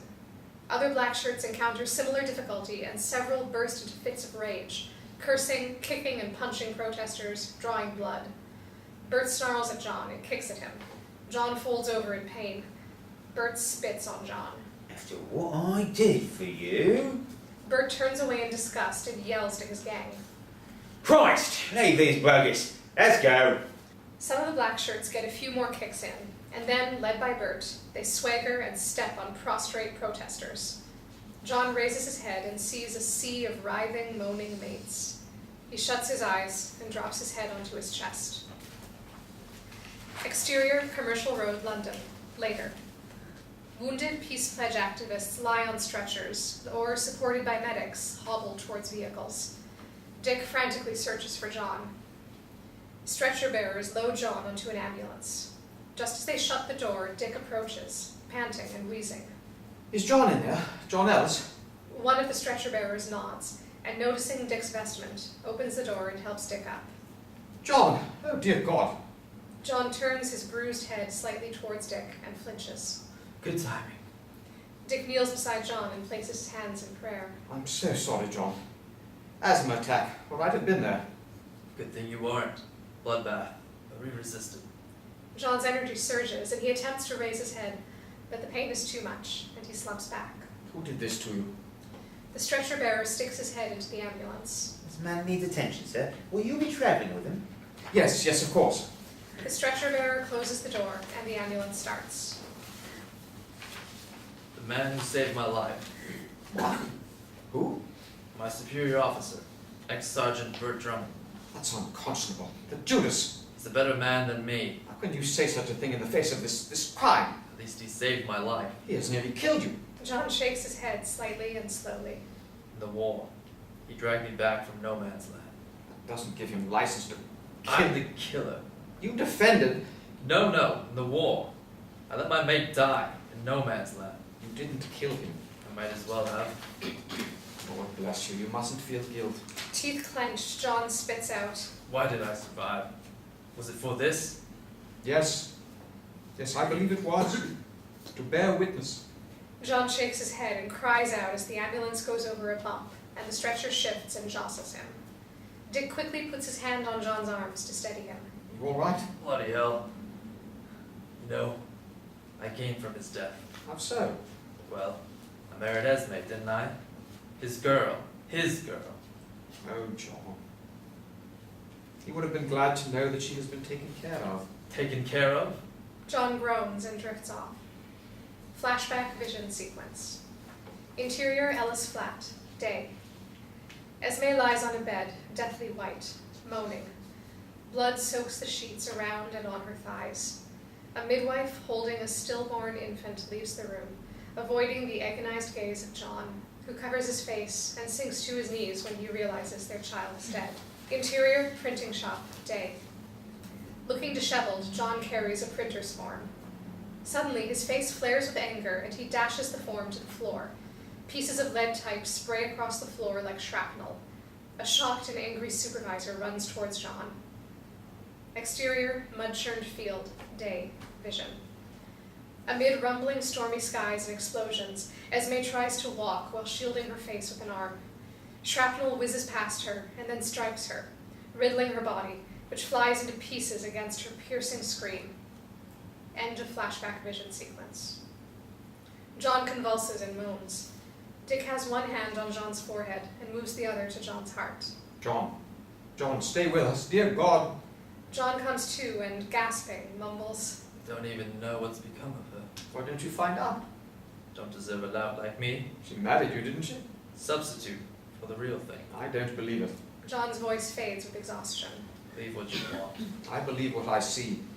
That you are a good and courageous man. John passes out, and Dick looks alarmed. He quickly grasps John's wrist to take his pulse. Don't leave us, John. We need you now more than ever. Dick moves his hand to John's heart, bows his head, and prays. Exterior, open-air peace rally near Dorchester. Day. A crowd of people, some with PPU banners and some chanting, "War, we say no," enter a roped-off area in a rolling field. At the center, a dip forms a natural amphitheater with a raised platform partially covered by a sun umbrella.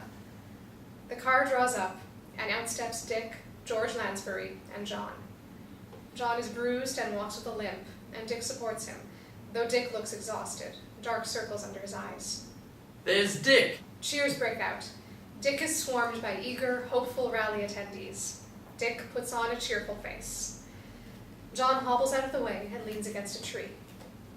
Admirer 2 grasps Dick's sleeve as many press around him. Peace to you. Peace to you too. But please don't take a piece of me away with you. Dick grins nervously, and people respond with laughter. I say, I must mind my P's and Q's, for that's a rather long queue. More laughter as he points at the queue to enter the amphitheater. Longer than to get into the gates of heaven. Dick laughs, as do others, and Dick shakes hands before fetching John. The queue crowd makes way for them to enter the roped-off area. Exterior, Dorchester Rally, Day. Dick and John manage to break away from the crowd. A canvas tent stands nearby with several beach chairs positioned in front of it. Dick's cheerful mask slips as he says, You must rest. I'm alright. I'll come with you. No, please. I need to be alone. With a pained expression, Dick steps towards the tent. John looks worried as he sinks into a chair, but he deliberately straightens his back, closes his eyes, and places his palms upward on his thighs. Serenity suffuses his face. Interior tent continuous. In the shadows, Dick slowly collapses onto his knees, sweat beading down his face. Darkness and light are both alike to thee. Therefore to thee I lift my darkened face. Upwards I look, with eyes that fail to see. He grips his hands together, agony lacerating his face. Exterior, Dorchester Peace Rally raised platform, day. Heat shimmers on the stage. John, George Lansbury, in black alpaca coat, and several other suited men sit in chairs. A small, nervous woman, Vera Britton, 43, hair center-parted in a sculptor wave and smartly dressed, stands out among them. She grips some papers, glancing at them and frowning. Dick stands confidently at a podium, grinning. There's a travesty of religion common today which suggests that provided we are all jolly together and kind to Granny and the cat, it doesn't matter what we do besides. In the audience, John laughs, along with others. All of you here know better. There are thousands, hundreds of thousands like you who know better. He raises his hands. What we have here is a miracle. People uniting to act against war. I don't pretend to know much about Christianity. John shakes his head and grins. Laughter breaks out. But I do know that Jesus was all about love. The greatest of these is love, he said. The greatest in you is love. When darkness descends, we must embrace love. The audience is absolutely silent. Exterior, Dorchester Peace Rally raised platform, later. Dick stands at the podium. And now, Vera Britton, the author of the most moving memoir of loss from that so-called war to end all wars. The Testament of Youth. Vera? The audience applauds politely. Vera Britton gets up and spills her notes. George Lansbury helps her gather them, and she walks uncertainly towards the podium, where she stands awkwardly and grips it. I don't know what I can add. I had planned to speak to you about the intellectual grounds for collective security, but I feel you have your security. I believe I have passed through the valley of humiliation this afternoon. Dick stands, hands reaching out towards Vera. No, Vera. I'm fine, Dick. If I understand John Bunyan, I believe that out of humiliation comes strength and empathy. Remember John Bunyan today, the great conscientious objector against orthodoxy and oppression. Blessed is he, and are you, the peacemakers. John rises awkwardly, clapping along with others. Exterior, Dorchester Peace Rally raised platform, later. Dick stands at the podium, arms outspread. Members of differing faiths and racial backgrounds, as well as non-believers, have come together here. I would particularly like to thank our German friends with us today. Now I would invite you to say the Lord's Prayer, or a prayer or meditation meaningful to you in whatever language you speak. He bows his head, as do audience members. Exterior, Dorchester Rally, later. We see audience members as they open their eyes after the prayer, with elation and awe in their expressions. Now that was unity. Exterior, Dorchester Rally, later. John, off by himself under the shade of a tree, watches the crowd disperse, some couples hand in hand. From his shirt pocket he pulls out a small photograph of Esme and looks wistfully at it. He purses his lips. Interior, train station, later. Beside a train carriage, Dick puts his arm around Vera, who holds a bouquet of white roses as photographers take their picture. A crowd with John and George Lansbury in it cheers. Interior, train dining carriage, later. John, Dick, Vera, and George sit at a table. Sweat beads on their brows, and Dick fans his face with the menu. At another table sits an elderly woman with her friend, Edith. I felt so humiliated. I really had no idea what to say. Nonsense, you were splendid. You gave them a good dose of Bunyan. That'll cure what ails them. Bunyan for my bunions, and I'll walk all the way to the promised land. Ho! Dick laughs uproariously, and the others join in. The promised land felt within reach this afternoon. Didn't it just? The people had any say. I'm afraid we've a few more battles to fight, as John can attest. Vera looks with concern at John's bruised face. You do look like you've taken the brunt of... His commanding officer, no less. It was nothing, really. Nothing. You were beaten to a pulp. At least some shrapnel came out when they did the surgery. Small blessing. I am so proud of John. We practice non-violent resistance. I'm truly impressed. I wouldn't be able to restrain myself. John has been through PPU passive resistance training. Even so, he was up against the black shirts. Your commanding officer has become a black shirt. Queer thing is, he used to accuse pacifists of being Nazi supporters. I know the type. They think England will be stronger in bed with Herr Hitler. Fools. And he's got German blood in him, on his mother's side. No, we won't hold that against him. Nor am I going to hold this jacket against me any longer. Dick removes his jacket and throws it on the table. The others similarly remove jackets. Oh, I'm perishing. Dick rolls up his shirt sleeves and removes his dog collar. What do you think you're doing?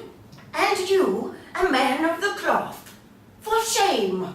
Dick reddens and raises his eyebrows. I beg your pardon. Fancy putting down your jackets where people have to eat.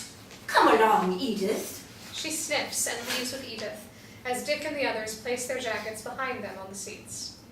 Dick gives a sidelong wink to Vera, who smiles. I'm guessing we won't be recruiting her for the Peace Pledge Union. Honestly, a narrow obsession without a mode decorum will be England's undoing. No wonder we're drifting towards war. But she's exactly the sort we need. Who knows what sacrifices she has made? The world she knew seems to have crumbled. Our task is to help her see the new one unfolding. John looks admiringly at Dick. And show her the benefits of stripping down like Lear. He howls and the others laugh. Interior, Dick's study at Amen Court, day. Dick sits at his desk facing a window looking out onto a stone wall. He is flushed and gasping for breath. In his hands is a letter with the insignia of the Archbishop of Canterbury on it. If that is what you think of me, then have no fear. I will most certainly resign. His hand shakes as he takes up a pen and snatches a piece of blue paper from a tray. I do not mind wrong-headedness, but I cannot stand the complacency. Dick looks up and stares woefully at the stone wall. Exterior, Ewhurst Cottage garden, day. Alison Sheppard sits facing Archie MacDonald on a secluded bench. They hold hands. Oh, Archie, you've given me what he can't. He's a good man, Alison. I'm tired of his goodness. I want to live, which is more than I can say for him. He's constantly exhausted, puffing on that dreadful machine. Yet he gives himself to anyone who crosses his path. He's the man of the hour. Everyone wants a piece of the peace man. Even I sought his advice about my marriage, or what's left of it. Oh, Archie, I can't believe you did that. He's no expert on marital relations, I can tell you. I suppose not. Do as I say, not that I know anything. I'm headed for a train wreck any day. Alison wraps her arms around Archie and kisses him. I shouldn't burden you. Let's just forget it all. Why don't we fling off together somewhere? Would you really, my darling? Alison smiles and nods, and they embrace, kissing fully. Interior, Chartres Cathedral, day. Dick slowly walks the labyrinth at Chartres, his head bowed, his hands clasped, gripping a cross hanging from his neck. The sun streams through stained glass windows, lighting up parts of his face and body, while the rest remains in shadow. Interior, Dick's study at Amen Court, day. Dick sits at his desk writing letters. John bursts in, a letter in hand, his face animated with joy. Dick, I've got some very good news. Is that so? Well, as it happens, so do I. But you first. You've been nominated for Rector of the University of Glasgow. The rectorship? I say, I thought Glasgow had done with me after they made me Doctor of Divinity. When was that? Oh, good 10 years ago. Oh, aye, that's a good lad. Go off and do some good works. That sort of thing. This is quite an honor. It is indeed. Dick stands at attention as his eyes sparkle. It says here that you were the pacifist candidate. Splendid. It will bring attention to the Peace Pledge Union. But who are the others, I wonder? William McNeill Dixon, JBS, Haldane, and Winston Churchill. It's eminent company. 2 professors and a politician, and the peace crank for good measure. Ah, but a sliver of a chance. Dick sinks into his chair. I wouldn't say that. The Student Pacifist Society put forward your name. Well, if that's so, then I'll stand. This is the younger generation speaking, and I owe it to them. Cracking. I will cancel your meetings in Cheshire. Why would you do that? Once you go to Glasgow to begin your campaign.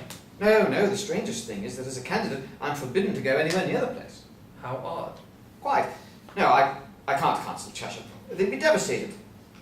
That's where your Esme is, isn't it? So far as I know. You needn't worry, I won't force you to come.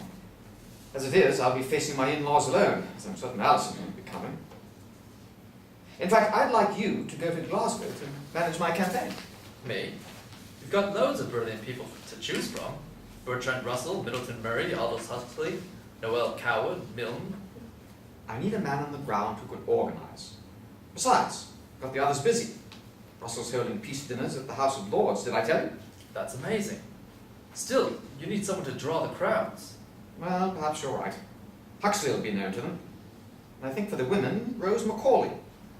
She's got the pluck to deal with a raft of rambunctious students. Shall I write them? No, I'll do it. I shall now have more time to devote to the cause. Dick smiles and clasps his hands. John looks skeptical. You forgot my piece of good news. Sorry. John looks embarrassed. Dick grins broadly. No, that's all right. The rectorship campaign is far more important. I have resigned from St. Paul's. You haven't? Oh, yes, I have indeed. Poor Walter, the dean, tried to dissuade me. I should hope so. But in the end, I found clarity while walking the labyrinth in Chartres. My path is not the path taken by St. Paul's, which is quite frankly a scandal to its namesake. That cathedral has failed to act on the love of Christ. My experience makes me fear for organized Christianity altogether. And so I am finished. The letter has gone to the Prime Minister.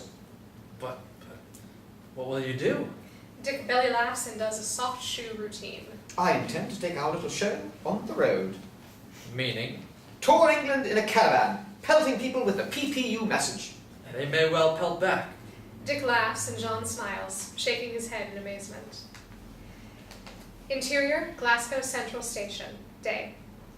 Bag in hand, Rose Macaulay steps off a train and is greeted by a group of students, carrying a sign reading Rose Macaulay. How nice of you to come for me. It's an honour, Miss Macaulay. I gather you've been running an incredible campaign for Dick. She shakes several of the students' hands, and one student takes her bag. They head for the exit.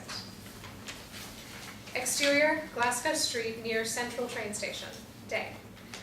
Macaulay and a couple of students step into a waiting car. Almost immediately, several other students run up to the opposite car door, wrench it open, and haul her out as she resists. We see another group of students pelting the car and Macaulay's student escorts with dough and paper bombs. A second car zooms up and the door opens. The passengers, pacifist students 1, 2, and 3, attempt to push her into this car, but she resists, swinging her handbag at them. Unhand me! Who are you, nationalists? We're allies, we're pacifists. You're not acting like pacifists. They're the nationalists. Pacifist student 2 points a finger at the first car, as nationalist student 1 rushes towards Macaulay, attempting to drag her back into the first car. She wriggles free. Stop that! John Ellis sent us. He did. A third car zooms up and brakes abruptly. Out jumps John, armed with dough bombs. He wheels them at the nationalist students. He then runs to Macaulay, grasps and hurries her towards his car, dodging dough and sawdust and oil bombs. Welcome, Miss Macaulay, to the rectorship wars. You lot keep the nationalists at bay. The pacifist students pelt the nationalists as John and Rose jump into the splattered car, and it roars off. Exterior, Gilmore Hill Campus, University of Glasgow, day. In military formation, Peace Pledge Union supporters, a majority of them women, approach the east wing of the university's grand Gothic Revival main building, where chanting student groups already clash. Some Peace Pledge supporters wear sandwich boards with "A vote for Sheppard, a vote for peace" on them, and others carry posters, "Who's next, brother?" and "Lord, that our eyes may be opened." They chant "Shepherd the flock for peace," and wave their hands to a crowd of onlookers. They manifest an incredible vibrancy and determination, the energy of love. Among them, John Ellis carries a poster stating, "Remember Guernica." Ahead of them, he sees a young woman lean towards her boyfriend and bat his nose with her finger before darting away from him. He catches her up and embraces her on the run. Flashback, Ellis Flat, night. John, shirtless, and Esme in nightgown lie in bed. Esme bats John's nose with her index finger, and then, giggling, scampers off the bed. John rolls off the other side and chases her, catching her and plunging her back onto the bed. She rolls him over onto his back and again bats his nose before walking her fingers down his chin, throat, and chest, where she does a finger walk about while John grins and gets gooseflesh before kissing her passionately. Back to present day. John smiles ruefully, sadness in his eyes, until he is galvanized into action when other groups of students, jeering and calling out, begin throwing porridge bombs now that the Peace Pledge supporters are within range. The Scottish nationalists, carrying posters such as "Fix on Dixon," stand at the east entrance, preventing other groups from gaining entry. Two other groups, carrying signs reading "Win with Winston" and "Haldane, Popular Front," converge on the entrance and clash wildly with the nationalists. The Peace Pledge Union breaks into tight triangular units and fans out around the entrance, throwing porridge bombs and advancing slowly. They fight intensely, with students covered in sooty, smelly bombs, posters snapped and discarded, and general havoc reigning. Suddenly, one Peace Pledge supporter knocks aside the remaining defender, and she and her unit burst through the doors, while the other members cheer and charge forward. Interior, University of Glasgow Debates Chamber, day. Over 500 people are packed into the chamber. On the stage sit speakers for the various rectorship candidates. Among them is Aldous Huxley, who squints at Rose McCulloch. She stands at the lectern wearing a hat and dressed in Victorian style, a contrast to her passionate speech. We live in critical days when everything good about civilization is at stake. Some of the human race are on a descent into savagery. On the ascent is Dick Sheppard, one man who, by sending a letter to his fellows, challenged them to stand up and resist that savagery through deliberate, organized, rational means. More than 130,000 men and women have joined his activism because pacifism is anything but passive. You young people must take that stand as well. A vote for Dick Sheppard is a vote for peace and a testament to love. Thank you. Her last words are drowned out by jeering over top of some clapping. In the audience, John flushes, looks around, and leaps out of his seat. He bounds up onto the stage, extends a hand to a rattled Rose, and she indicates that he should speak. The crowd heckles. Look, I was young like you once and filled with ambition. I wanted to win at everything. That's why I signed up, to help win. But let me tell you, I lost. Lost everything in the war we supposedly won. My health, my sanity, my wife. I don't want your pity, but I do want you to listen. England, this empire has forced its might on too many peoples. Surely as you Glaswegians understand that. Some cheers break out.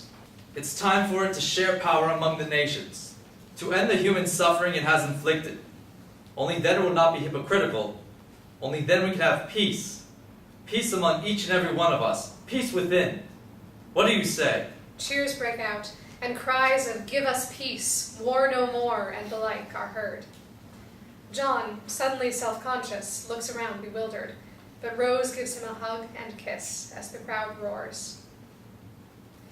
Interior, University of Glasgow Debates Chamber, later. The bespectacled president of the Glasgow Students' Union stands at the podium and reads the results of the vote. And now the results in alphabetical order. Winston Churchill, 281. Cheering erupts.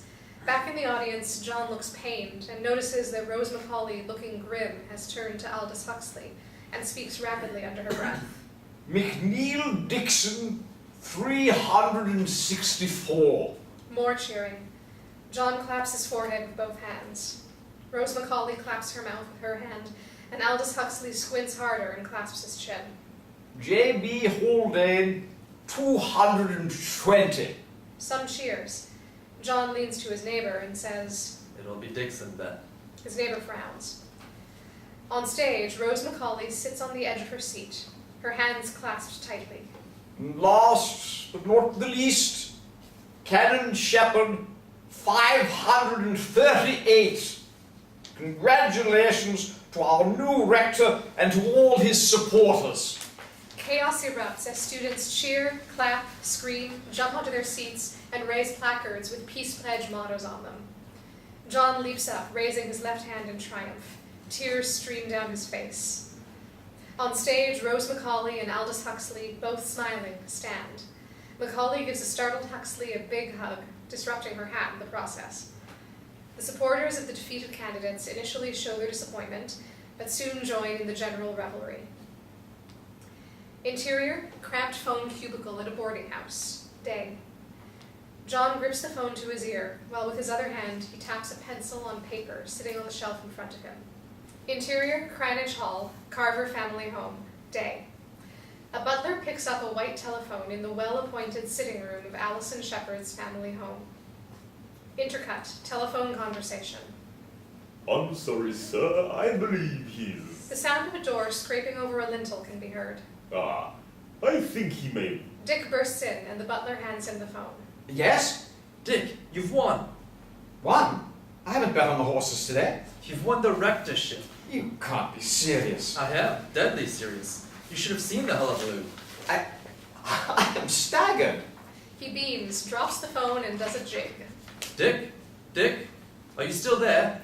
Dick soon becomes breathless and remembers the phone. He picks it up and wheezes. Hello, John. I am here. I am here. 538 votes, say you are. Dixon was next with 364. Churchill came in with only 281. I am astonished and grateful. So grateful. Rose and Aldous must have been fabulous. Oh, impressive, yes, but they voted for you. No, they voted for the good. Pacifism. Dick's eyes shine. Don't you see? This puts pacifism on the map. John grins from ear to ear. And it's the verdict of youth. The next generation. Tears roll down Dick's cheeks. This is overwhelming news. I am weeping with happiness. I just wanted to say how proud of you. No, John. It's not me. It's happening through me. Well, congratulations. I expect you will hear from many others, but I want to be the first. Yes, my John. I expect you will hear from all sorts. I wonder, what is Mr. Churchill doing right now? John laughs. Planning his next battle, I imagine. Exterior, Amen Court, day. Bowed over, Dick puffs up the steps carrying a valise and slowly takes out a key, strain and exhaustion on his face. Interior, Amen Court vestibule, day. Dick enters and steps on a piece of paper on the floor. He then notices a red carpet of papers, consisting of telegrams and letters running from the front hall all the way to his study. With difficulty, he picks up a paper and breaks into a grin. Just then, Rosemary runs into the vestibule. Daddy, how do you like your red carpet? Dick hugs her and she plants a kiss on his face. I love it. Thank you. Thank the Lord. She bends and picks up a telegram. This one's from Mr. Houseman. No one rejoices more than I, except my sister. He says it took her neuralgia away. Wish it would take my asthma away. Rosemary glances in pity at Dick before picking up another telegram. Compton Mackenzie says he's delighted. Good news. I'm taking over his job. He's the current rector. Is that so? She scoops up another. But this is my favourite. George MacLeod says, read Psalm 29 and apply to Rome for immediate canonization. Dick guffaws, bending over with delight. That's too much. I've just resigned as canon. Don't think I'm quite ready for canonization. Rosemary giggles and wraps her arms around Dick's neck. I'm so proud of you. Interior, Ahmed Court vestibule, day. Dick walks towards the stairs. He is pursued by Peggy Sheppard. Rosemary attempts to hold back her sister, but Peggy breaks free and grabs hold of Dick's arm. You need to do something. That bitch is living with Archie McDonnell. Rosemary stands aghast at her sister's statement, and even more so at her swearing. Dick blanches. You mustn't say such a thing about your mother. Why not? It's true, isn't it? Your mother has left me for someone she loves differently. She's a slut. Everyone is talking about her. Rosemary cups her hand over her mouth and tears well up. His face flushed, Dick says in a steely voice, You will not speak that way. Do you understand me? Well, why don't you do something about her? You don't understand. I failed your mother. She's the one who left. Everyone says she is wrong. Even grandmother and grandpapa. Your mother was unhappy. And I had been difficult to live with. You haven't even tried to get her back. I I cannot force her to love me. She does love you. I know it. I hope and pray that you are right, dear. Pray, pray, pray. What will that do? Tell her she must come back. It's my fault. I'm constantly ill and I have neglected her. As he speaks, he breaks down and starts heaving for breath. Oh, it's always the same. You've spoiled her. Help me. I need to get to my machine. Daddy, look what you've done, Peggy. Rosemary takes his arm and struggles with him up the stairs. Help me! Peggy reluctantly helps Rosemary with Dick, who is now having an asthma attack. You don't know what it's like to struggle day after day, unable to breathe. You're so used to it that you don't even bother to sympathize. Damn you! Peggy runs down the steps and out the front door, slamming it. Exterior Amen Court, later. Peggy, head hanging low, returns to the front door, her face streaked with tears. Interior, Dick's study at Amen Court, day. Dick sits at his desk, his head slumped over. A knock is heard at the door, and then John bursts in, exuding enthusiasm, carrying a bottle of champagne. Dick, congratulations. This is from Rose McCulloch to help celebrate. Dick turns, and John stops in mid-stride, noticing dark circles under Dick's eyes, and his expression of infinite sadness. Dick, what's wrong? I thought... It's all over. What's all over? I cannot preach peace and I cannot preach love. Why ever not? She won't come back. Who? Mrs. Sheppard? What can I preach except love? You mustn't give up hope now. Don't you see? The bottom has dropped out of my world. No, Dick. The world has finally come to you. It needs you now more than ever. Over 700 local PPU groups across the country. How can I stand up and preach peace when I haven't got any in my family, in my heart? Don't do this to yourself. You have the love and the admiration of many. If they only knew. Yes, knew what strain you have been under, and how you have run yourself ragged. They would have even more compassion for you. John places his hand on Dick's back. But Alison has gone from my heart. You still love her. You underestimate the power of your love. She will return. How can you say that? Have faith. That is what you've said to me. Oh, ye of little faith. It's not just me. You know, if war was declared now, not more than 10% would remain true. Not if Glasgow is any indication. They're young idealists and romantics. They didn't make the decisions, just the sacrifice. They were a minority, but one. Do you know how many cranks have joined this movement? How many people use the Peace Pledge Union for their own ambitions? It was cranks, outsiders, the downtrodden that Christ raised up. Dick's face lightens, and he beams at John as he stands. I was heartened that the Glasgow Herald said I was not quite in the tradition of university rectors. I hope not. No! Respectability and tradition be damned! With both hands, Dick claps John on the upper arms and makes to leave the room. John suppresses a wince and smiles. Where are you going now? Don't just stand there, man. There's God's work to be done. With that flourish, he quickly exits, leaving John awestruck. Interior Amen Court, later. John enters the front door, hears the telephone ringing, and hastens to pick it up. Canon Sheppard's residence? No, I'm sorry, he's not. Ah, Mrs. Sheppard. I expect he won't be back till late. John breaks into a smile. Yes, I will certainly leave a message for him. Goodbye. John clasps his hands together, looking skyward, and mouths, yes. He takes a pencil and writing paper from the hall table, and sitting in the hall chair, begins to write. Exterior Amen Court, night. Dick looks up at the starry sky. Dick's vision. A great light shines on a cathedral in the sky, creating a halo effect. Hundreds of people queue to climb the steps and pass through inside. The cathedral is St. Martin's. Back to scene. Dick's face is filled with awe. He bows his head and places his hands together in prayer. After several moments, he looks up, and the vision is gone. We see that he is alone, a tiny figure in the darkness. Interior, Amen Court, later. Dick glances at John's folded note and other correspondence on the hall table, looks sad and does not pick them up.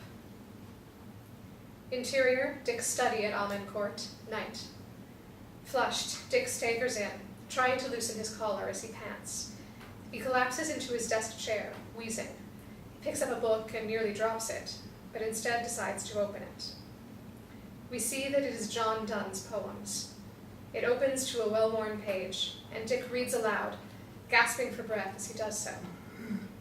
Out of my heart, three-personed God, for you, as yet but knock, breathe, shine, and seek to mend, that I may rise. Dick's head drops to the desk with a thump, the book falling from his hands and his arms splaying out. He does not move. Interior, hallway outside Dick's study, day. John knocks on the study door, while the manservant, Harbridge, looks on, worry etching his face, his hands balled. He did ask not to be disturbed. And you have no key. No, not like him to lock the door. John slams the door with his good shoulder. Sir, are you sure? Grimacing, John repeatedly batters the door until it gives way, and he stumbles into the room. He sees Dick slumped over at his desk and runs over to him. He Dick? pats his back gently. Dick, it's time. He touches Dick's face, reacting with shocked expression. Flashback, World War I, no man's land, day. A battle rages. John lies in churned up mud beside his best friend Harry, hit by a sniper's bullet. John rapidly pats Harry's face, trying to revive him. Harry mumbles some incoherent words and then dies. John shakes him. Harry, not now! But just then, John is hit in the right shoulder by shrapnel. His body spasms with the force, and he collapses onto Harry. Back to present. John quickly takes Dick's arm, checks for a pulse, and finding none, sadness overtakes shock. He turns to Harbridge. He's gone. Telephone, now. Harbridge flushes, raising a shaking hand to his cheek. Sir? He backs away, his eyes on Dick, then turns and retreats. John places one hand around Dick's shoulders and bows his head. When he raises it, he sees the open book and reads. Batter my heart. Dick. She was coming back to you. With his hand, John gently agitates Dick's shoulder as tears well up in John's eyes, and he wipes them away erratically. Exterior, Soho pub, day. John, looking disheveled and distraught, opens the pub door, glances in and sees Burt Drummond carousing with other black shirts. He grimaces and walks rapidly away. Exterior, St. Martin's Church, night. A queue of mourners winds out the main doors, down the steps and onto the sidewalk. Some wear working clothes, including prostitutes with revealing dresses and painted faces. Interior, St. Martin's Church, night. John, along with other PPU members, wearing green and yellow scarves and carrying Peace Pledge flags, stand at attention behind Dick Sheppard's coffin. Mourners file past, many weeping, and some setting down white flowers. Exterior, embankment, day. Flags fly at half-mast. Mourners line the pavement as Dick's funeral procession passes.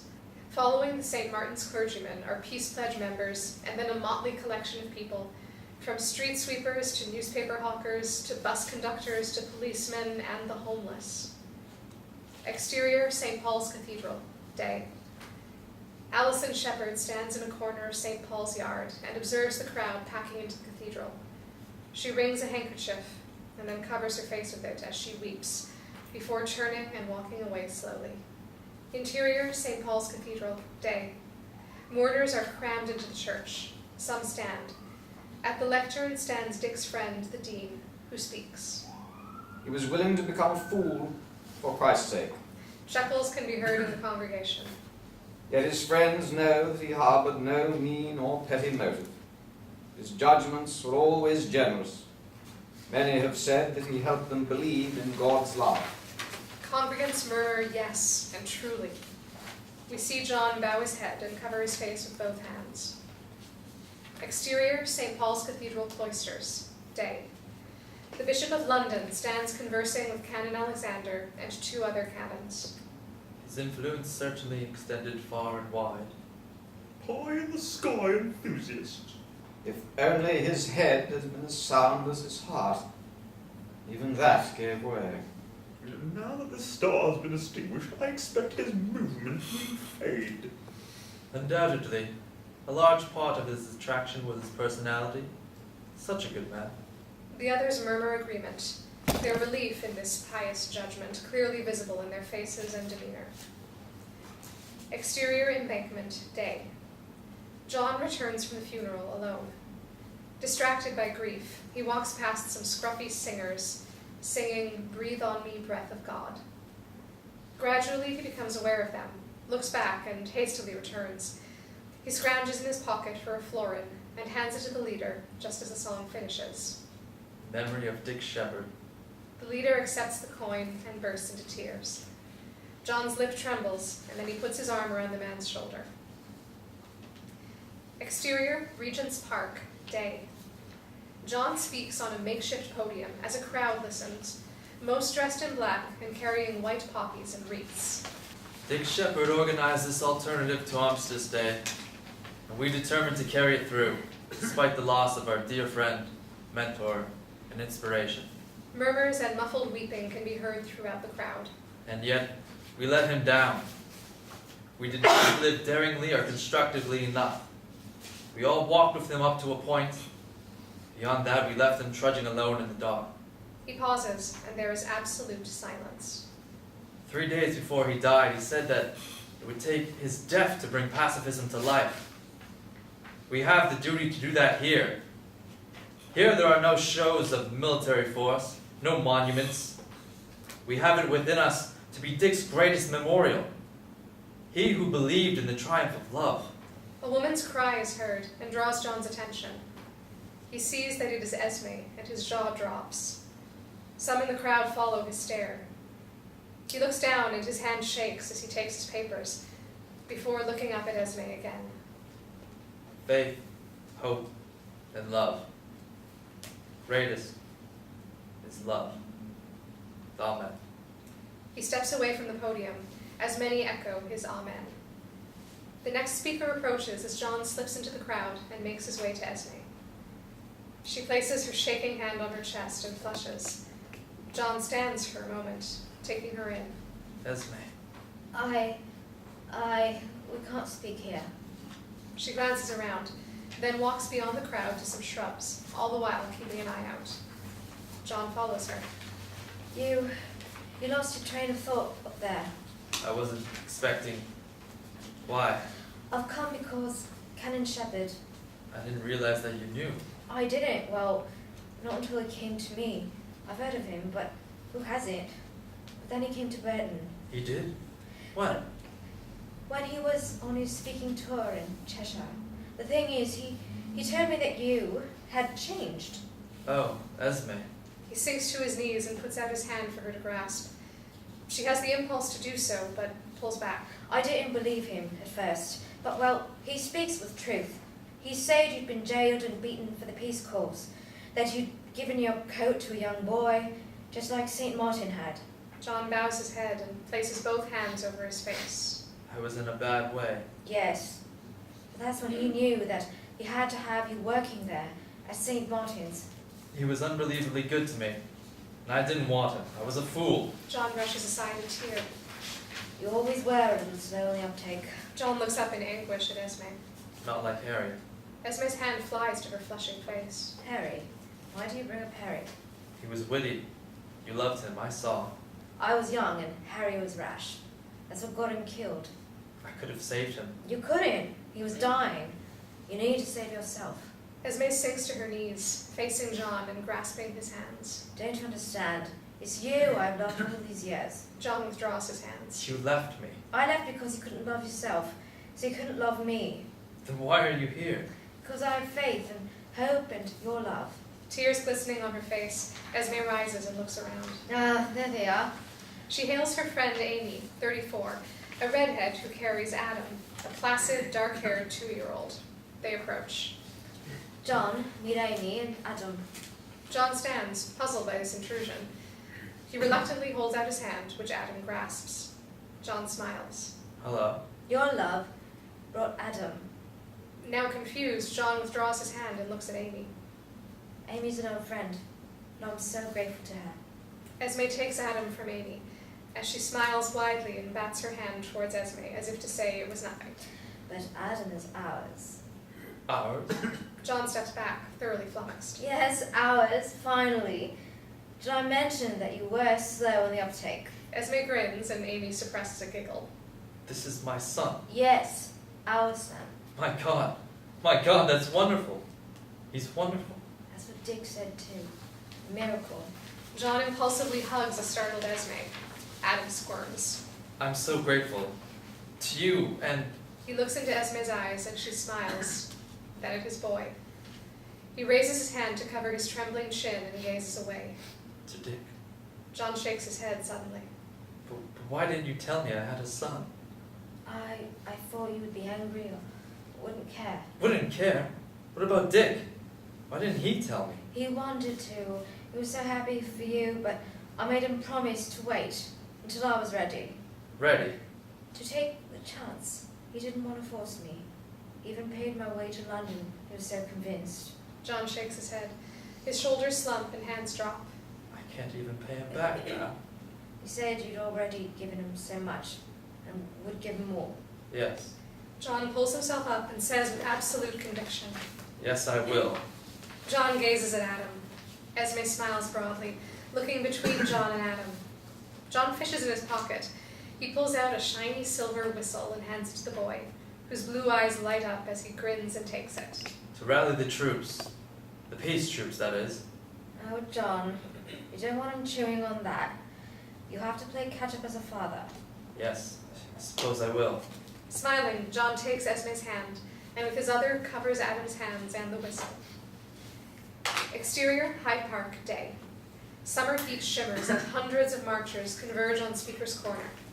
They are a motley crew, but unified because they carry PPU green and yellow flags and banners, a bouquet of sunflowers. They chant, "No more war." John carries Adam on his shoulders. He holds hands with Esme, who is visibly pregnant. Interior, John and Esme's new flat, day. John and Esme huddle around the wireless, Esme holding a baby girl, Vera. Adam toddles to the radio and attempts to fiddle with the knobs, but he is quickly intercepted and gathered up by John, who looks intense and worried. No such undertaking has been received, and consequently this country is at war with Germany. Imagine what a bitter blow it is to me that all my long struggle to win peace has failed. Yet I cannot believe that there is anything more or anything different that I could have done and that would have been more successful. John leaps forward, almost losing his balance with Adam, who breaks loose, cries, and runs between his mother's legs.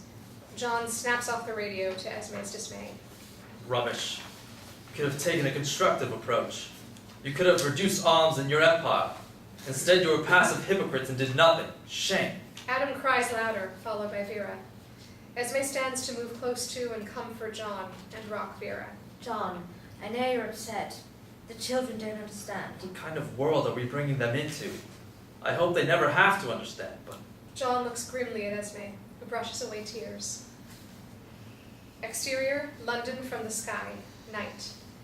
We see lights going out over the maze of streets which is London, as we gain a larger and larger view of the city. Exterior, Peace Pledge headquarters, Ensley Street, London, day. Rain sheets down.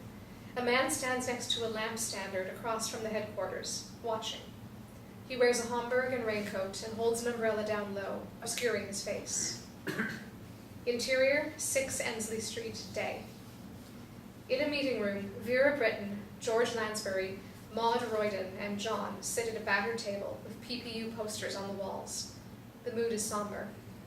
Those gathered look disheveled and depressed, except Vera, whose deep-set eyes smolder. The government is panicking. They might well shut us down. Just let them try. We must stand up for freedom of speech. Even Dick said we would be lucky to keep 50% of our members. Well, he wasn't right all the time. I hear rumors already that we may lose some sponsors. Maud Royden shifts uncomfortably in her chair. Who would abandon the cause now? Russell is wavering, and Rose... Rose McCulloch. A knock is heard, and all members freeze, fear showing in their faces. John rises, goes into the vestibule, and hesitantly opens the front door a crack. Exterior, 6 Ensley Street, Bloomsbury, continuous. A frowning postman struggles with a large bag of mail. This is for the peace pledge. The postman shoves in the bag, curls his lip, and leaves. Nice day to you too. Interior, Ensley Street meeting room, later. John drags the bag into the meeting room. Good Lord, we haven't seen mail like that for a while. You members? John selects a letter, rips it open, and reads. What is the Peace Pledge Union going to do now? John raises his eyebrows and looks up at the others. Well, that's it in a nutshell. Can't expect any more of the same. We must have a plan. We cannot forsake people now. This is their hour of need. I agree. We have 130,000 members relying on us to carry on. Maud Royden stands and paces behind the table. We are already being accused of being Nazi sympathizers. We will face charges of sedition. That has never stopped us before. This will be different. There is much more at stake now. Yes, exactly. If we must have to go to the stake, then we must. We have a duty to relieve suffering. We're already bringing in Jewish refugees, and we must bring in more. Anyone threatened. Food relief must be sent to the people in the occupied countries. That could be seen as aiding and abetting the enemy if the food gets into enemy hands. A risk we have to take. We must to support the Germans who oppose Hitler, especially since Churchill seems determined to ignore them. God only knows why. The peace which passes all understanding will guard our hearts. Circumstances cannot be allowed to alter principles. It will be a living monument to Dick. Those around the table nod in enthusiastic support, although Maud, behind them, looks somewhat fearful. Interior, hallway outside Burt Drummond's flat, day. John taps at the door, waits, and then makes to go, letting down his shoulders. The door opens and Burt thrusts himself forward. When he sees John, he jerks his head out and sneers. What the hell do you want? I want to... How are you children? Burt looks suspicious, but his chest swells a little. Not children now. Dan's 20 and John's 18. Both of them signed up to fight the Boche. I thought they might. Might? No question. They know whose side they're on. Not like your lot. You've given up on the black shirt. Bloody hell. We're at war with Hitler now. Why have you missed that? With your head up your arse? John's brow creases as he opens his mouth to defend his position, but he thinks better of it and purses his lips. Bert's wife Lila can be seen approaching behind Burt. Who is it? No one. Lila peers around Burt and sees John. A hand flies up to her open mouth. She lets it slide onto her bosom. John Ellis. Lila, give these to your children for when they go out. Lila bites her lip. Burt looks startled, puzzled, and momentarily less hardened, for suspicion and anger well up. Get off with you. I don't need your charity. In order to see better, Lila attempts to move Burt aside by placing her hand on his upper arm, but he elbows her back into the hall. She cries out. Especially from the likes of you, you yellow-bellied. Burt slams the door shut. John's shoulders slump and he closes his eyes. He opens them and raises his hand again to knock. Instead, he places the kit bags beside the door, name tags visible. He then leaves slowly, glancing back once. Interior, hallway outside Bert's flat, later. Lila emerges and sees the packs. Surprise mingles with guilt. She glances around, then opens a pack and lifts out a greatcoat. She shakes her head in wonder, glances down the hall, and carries the packs inside. Interior, John and Esme's new flat, bedroom, night. John and Esme sleep peacefully. An infant's cot sits at the foot of the bed. An air raid siren wails, and John, alarmed yet resolute, leaps out of bed. Esme does as well, and picks up an infant, Dick, from the cot. They rush to the adjoining room where Adam, now 8, and Vera, now 5, remain sleeping. John rouses Adam, and Esme rouses Vera, and the parents rush the children to put on jackets. The children sense their parents' panic and begin to cry. Interior, corridor outside Ella's flat, continuous. John carrying Vera and pulling Adam along by the hand, and Esme carrying Dick fly around corners to stairs. Vera drops her doll, but there is no time to retrieve it. The air raid siren continues its desperate plea. Exterior, Upney Lane, East London, continuous. John, Esme, and children leave their building, number 37, and run through a maze of streets, along with others, some crying and yelling out for loved ones. The whizzing sound of bombs dropping can be heard, and flashes light up the sky. John becomes separated from Adam in the crush of people moving towards a bomb shelter. John with Vera and Esme with Dick reach the shelter. Interior bomb shelter continuous. People crouch and lie on the dirt floor of a large cellar. John scrambles among the people, searching for Adam. A bomb rocks the shelter, and some debris falls on John. He's not here! What? Where is he? On the street. I couldn't hold. I'm going. No, you stay with the children. Esme clasps her mouth with her hand, tears running down her face. John heads for the exit as the whirring of rockets and explosions can be heard. A warden attempts to prevent John from exiting, but John pushes him aside. My boy's out there. Exterior East London streets, continuous. John frantically races through the streets against the flow of refuge seekers, jostling people. He retraces his steps, searching everywhere, sweat beading on his brow. Adam! Adam! A rocket flash illuminates the sky, and John glimpses Adam. He runs to Adam, who seems stunned, but we see that his teeth chatter. John reaches Adam as a shell explodes. John shields Adam, but they are thrown off their feet and showered by falling debris. Screams and sirens are heard, and then blackness descends. Exterior East London Street, day. Rescuers desperately shovel and pickaxe through rubble. Esme, disheveled, looks on. She carries a crying Dick and holds Vera's hand. Suddenly, a boy's cry can be heard. It is Adam. Over here! Over here! Hold on, lad. The rescuers redirect their efforts towards the boy's voice.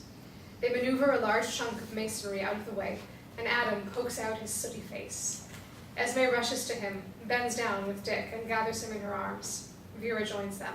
Adam, you're alive, thank God. John, is your father? He's here. Adam points into the dark hole from which he emerged. He's hurt. Oh my God. Exterior, 37 Upney Lane, day. The building has been partially demolished and is uninhabitable.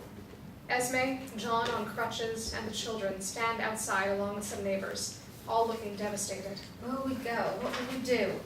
John hugs Esme awkwardly and says, grimly, We're alive. Yes. She kisses John, and then bends down to hug Adam, who turns his face away. We'll keep fighting. Esme looks up at him, brow creased, anxiety searing her face. For peace. Exterior Canterbury Cathedral, day, 1970. Spring buds in bloom. John and Esme, now 70, stand with their adult children, Adam, now 35, Vera, now 32, and Dick, now 30. The boys have long hair and wear tie-dyed t-shirts with peace symbols.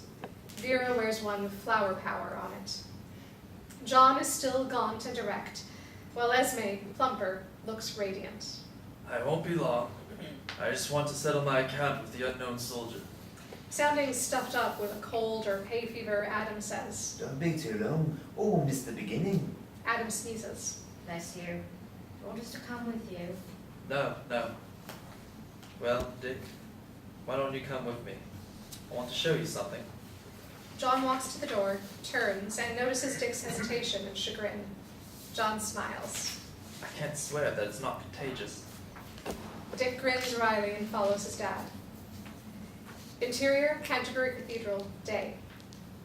Light playing over his face, John gazes up at a memorial window depicting Dick Sheppard with St. Martin, while son Dick looks at his father with a puzzled expression.